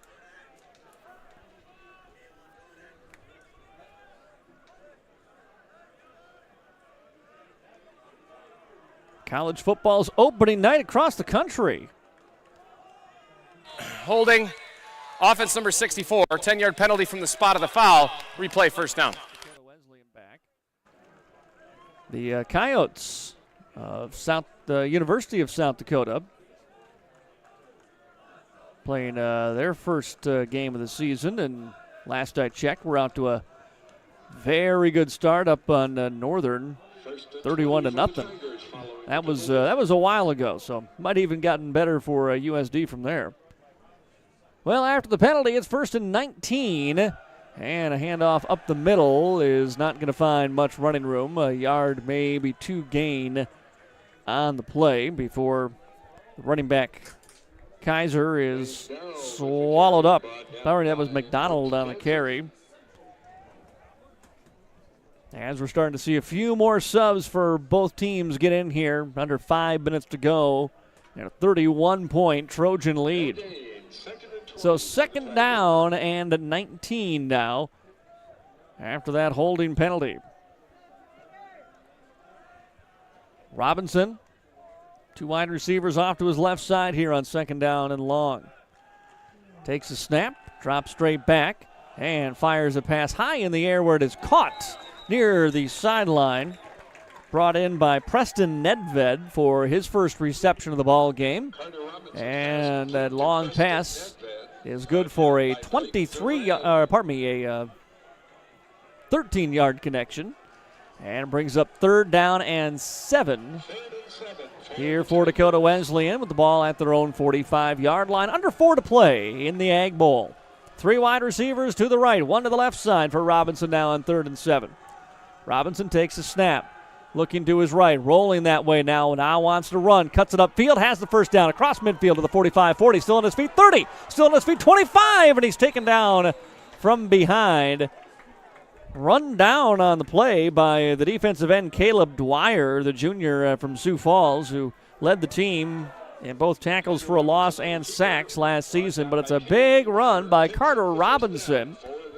And again, that offense for Dakota Wesleyan has almost exclusively, the exception of maybe 2 plays, just come on scrambles, not even designed runs, but just scrambles by Robinson when everything else breaks down. 4 wide receivers, 2 to each side for him now as Robinson drops back, has pressure, hit as he throws, lofts it up and out of the left side of the end zone, out of bounds. And it will be 2nd down now as a flag down back where the pass was thrown. Retrieving his helmet was one of the Dakota State University players. Personal foul, roughing the passer. Personal foul, defense roughing number 7. The passer. Half the Dakota distance to the State, goal, yeah, and it is automatic first down. The guilty party Number was 7 must leave the game for one the play man as his helmet retrieving came his off during the helmet, down. Jordan Cooper, the freshman defensive end from Sioux Falls. So first time he gets his name called in the ball game is a 15-yard roughing the passer penalty. And so that moves the Tigers into the red zone here with 2:55 to go. Ball at the Trojan 11-yard line, double tight end formation for Robinson. Robinson takes a snap, looking to his left, fires a pass, caught and out of bounds. Caught by Max Robb,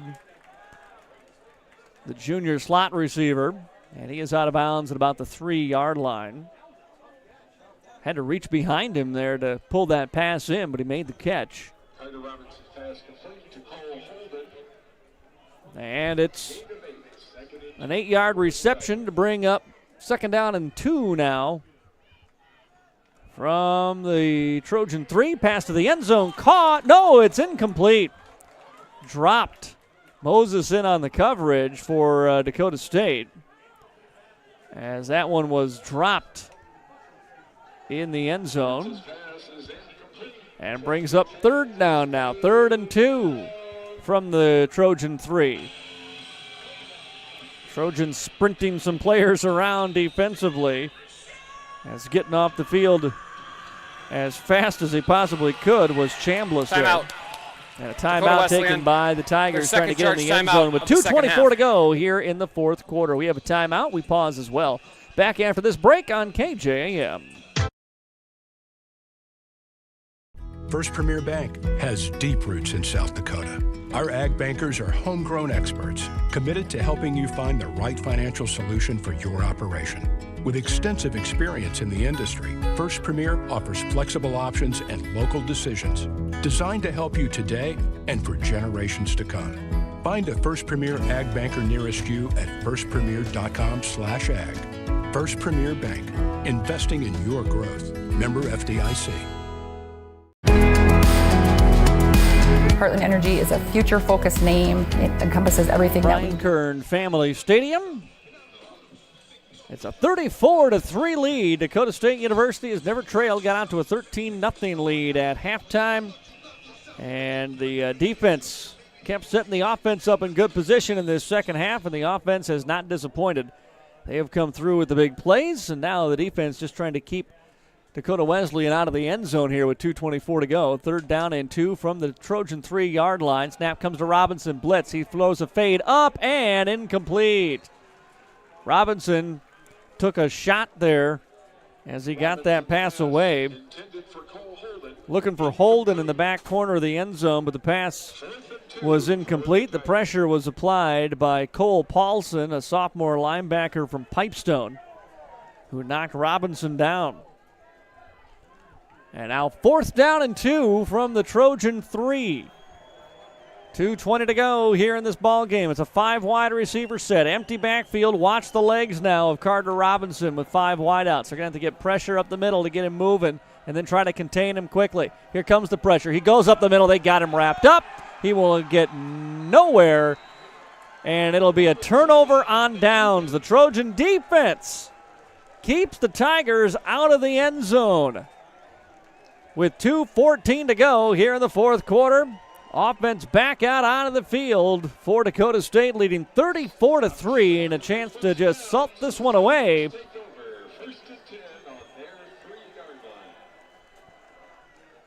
As cars starting to pull away, Dakota Wesleyan fans leaving, and a few of the Trojans fans trying to beat the traffic here a little bit as well. As the Trojan offense comes back out, and I believe new quarterback out there for Dakota State. Joseph Cole, the sophomore from Winter, is in at quarterback.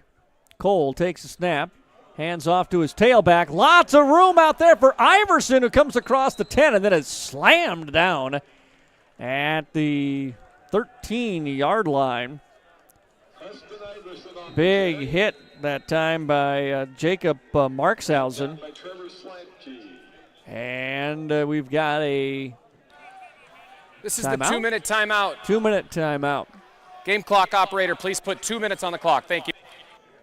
So 2 minutes to go here in this 4th quarter, and the Trojans have the ball, leading 34-3. It'll be a 1st and 10 when we come back after this break on Jammin' Country 103. At Madison Regional Health System, we're committed to providing quality health care close to home. Our healthcare system includes over 270 knowledgeable and skilled employees who are dedicated to providing exceptional inpatient and outpatient healthcare services to you and your loved ones. As an award-winning critical access hospital, we are honored to serve and support our local athletes. For over 135 years, we have made your health our priority. First Premier Bank has deep roots in South Dakota. Our ag bankers are homegrown experts committed to helping you find the right Ag Bowl. The Trojans of Dakota State here at home for the first time in their new field, leading 34-3 over the Dakota Wesleyan Tigers. And after that 1st down run, it'll be a handoff over to the left side to a new running back for Dakota State. And I believe that was Matthew Birkland, redshirt freshman running back from Murdo, who took that carry. Picked up 3 yards, bring up 2nd down and 7 here with minute 30 and counting to go in the 4th quarter. Joseph Cole, sophomore backup quarterback, the second unit getting to run here with this big 31-point lead.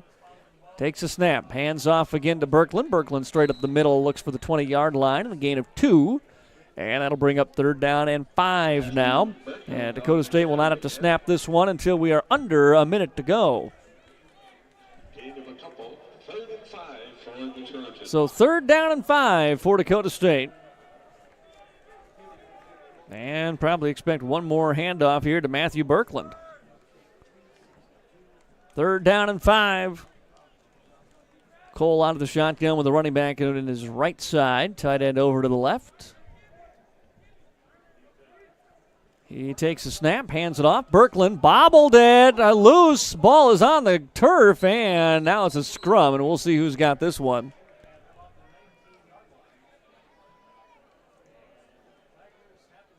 Tigers are not reacting, so I don't think they got it. I think Birkland fell back on that ball. He does have it, and that's going to do it. That should be the final play of the game. Dakota State University, first game of the season at the Brian Kern Family Stadium and Blankley Field, and they come away with a 34-3 win. The Trojans are victorious in the Egg Bowl. The cup is coming back to Madison. And so far, so good at the brand new stadium. 34-3, the Trojans with the win. Coach Anderson comes out to shake hands, and we'll hope to talk to him coming up in the post-game show here on Jammin' Country, FM 103. We'll take a break. We'll come back, take a look at the stats from this one after this timeout from our Trojan Sports Boosters on FM 103.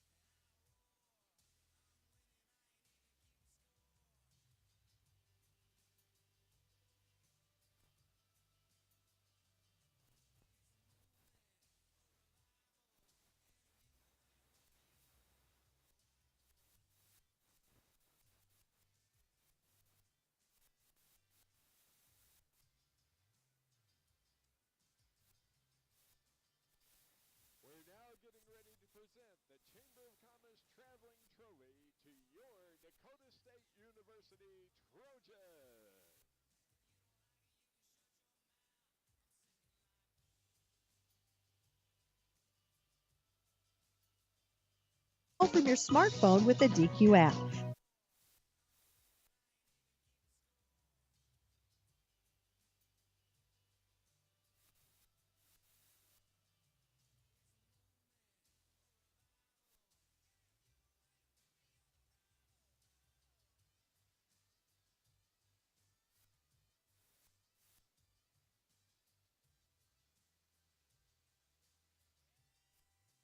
Locally owned and operated Farmers Egg Center of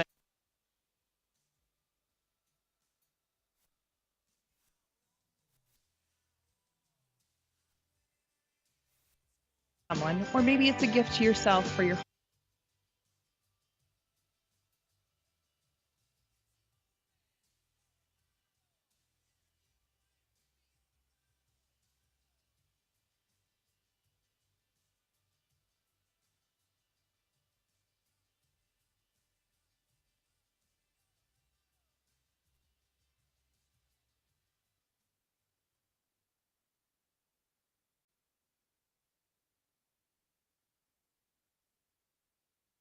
University Trojans with a 34-3 win over Dakota Wesleyan here in the Egg Bowl. They've got the cup raised up and celebrating over in front of the student section.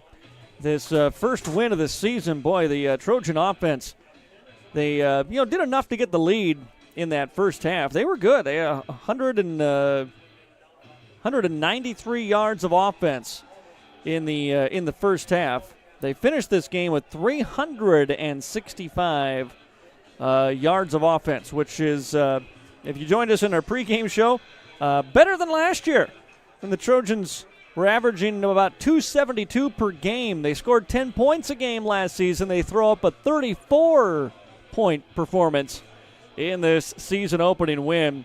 Tice Ortman got it going, 15 carries, 89 yards, and 3 touchdowns today for Ortman. Preston Iverson, 9 carries for 49 yards.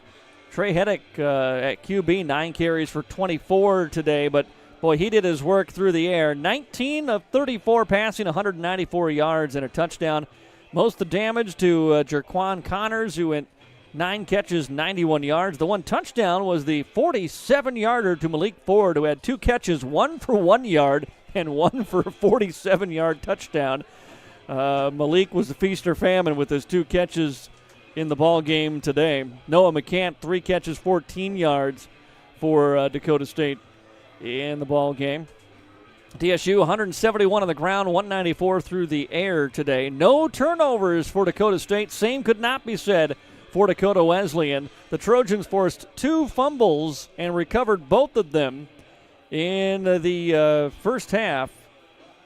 And then in the second half, Devin Moses, Terrence Sir, and Caden Eng all with interceptions for Dakota State to help set up that DSU offense and let them score at will in that second half. Ortman with 2 touchdown runs in the second half for Dakota State. 3 overall in the ball game. Also got to say something about the kicking of Carson Sauceda, who goes 2 of 4 from his field goal range, but a 52-yarder to start off the scoring. Great way to get it going. He was 4 of 4 on the extra points today. And Ortman, not only a good game on the ground, but talk about his punting. As we said, 5 punts. The longest was a 55-yarder that went inside the 20. All 5 of his punts ended inside the 20-yard line tonight.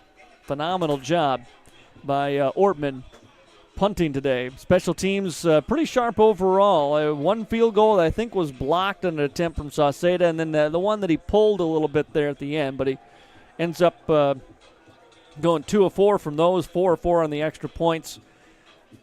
Pretty good day overall, offensive, defensive, and special teams for Dakota State.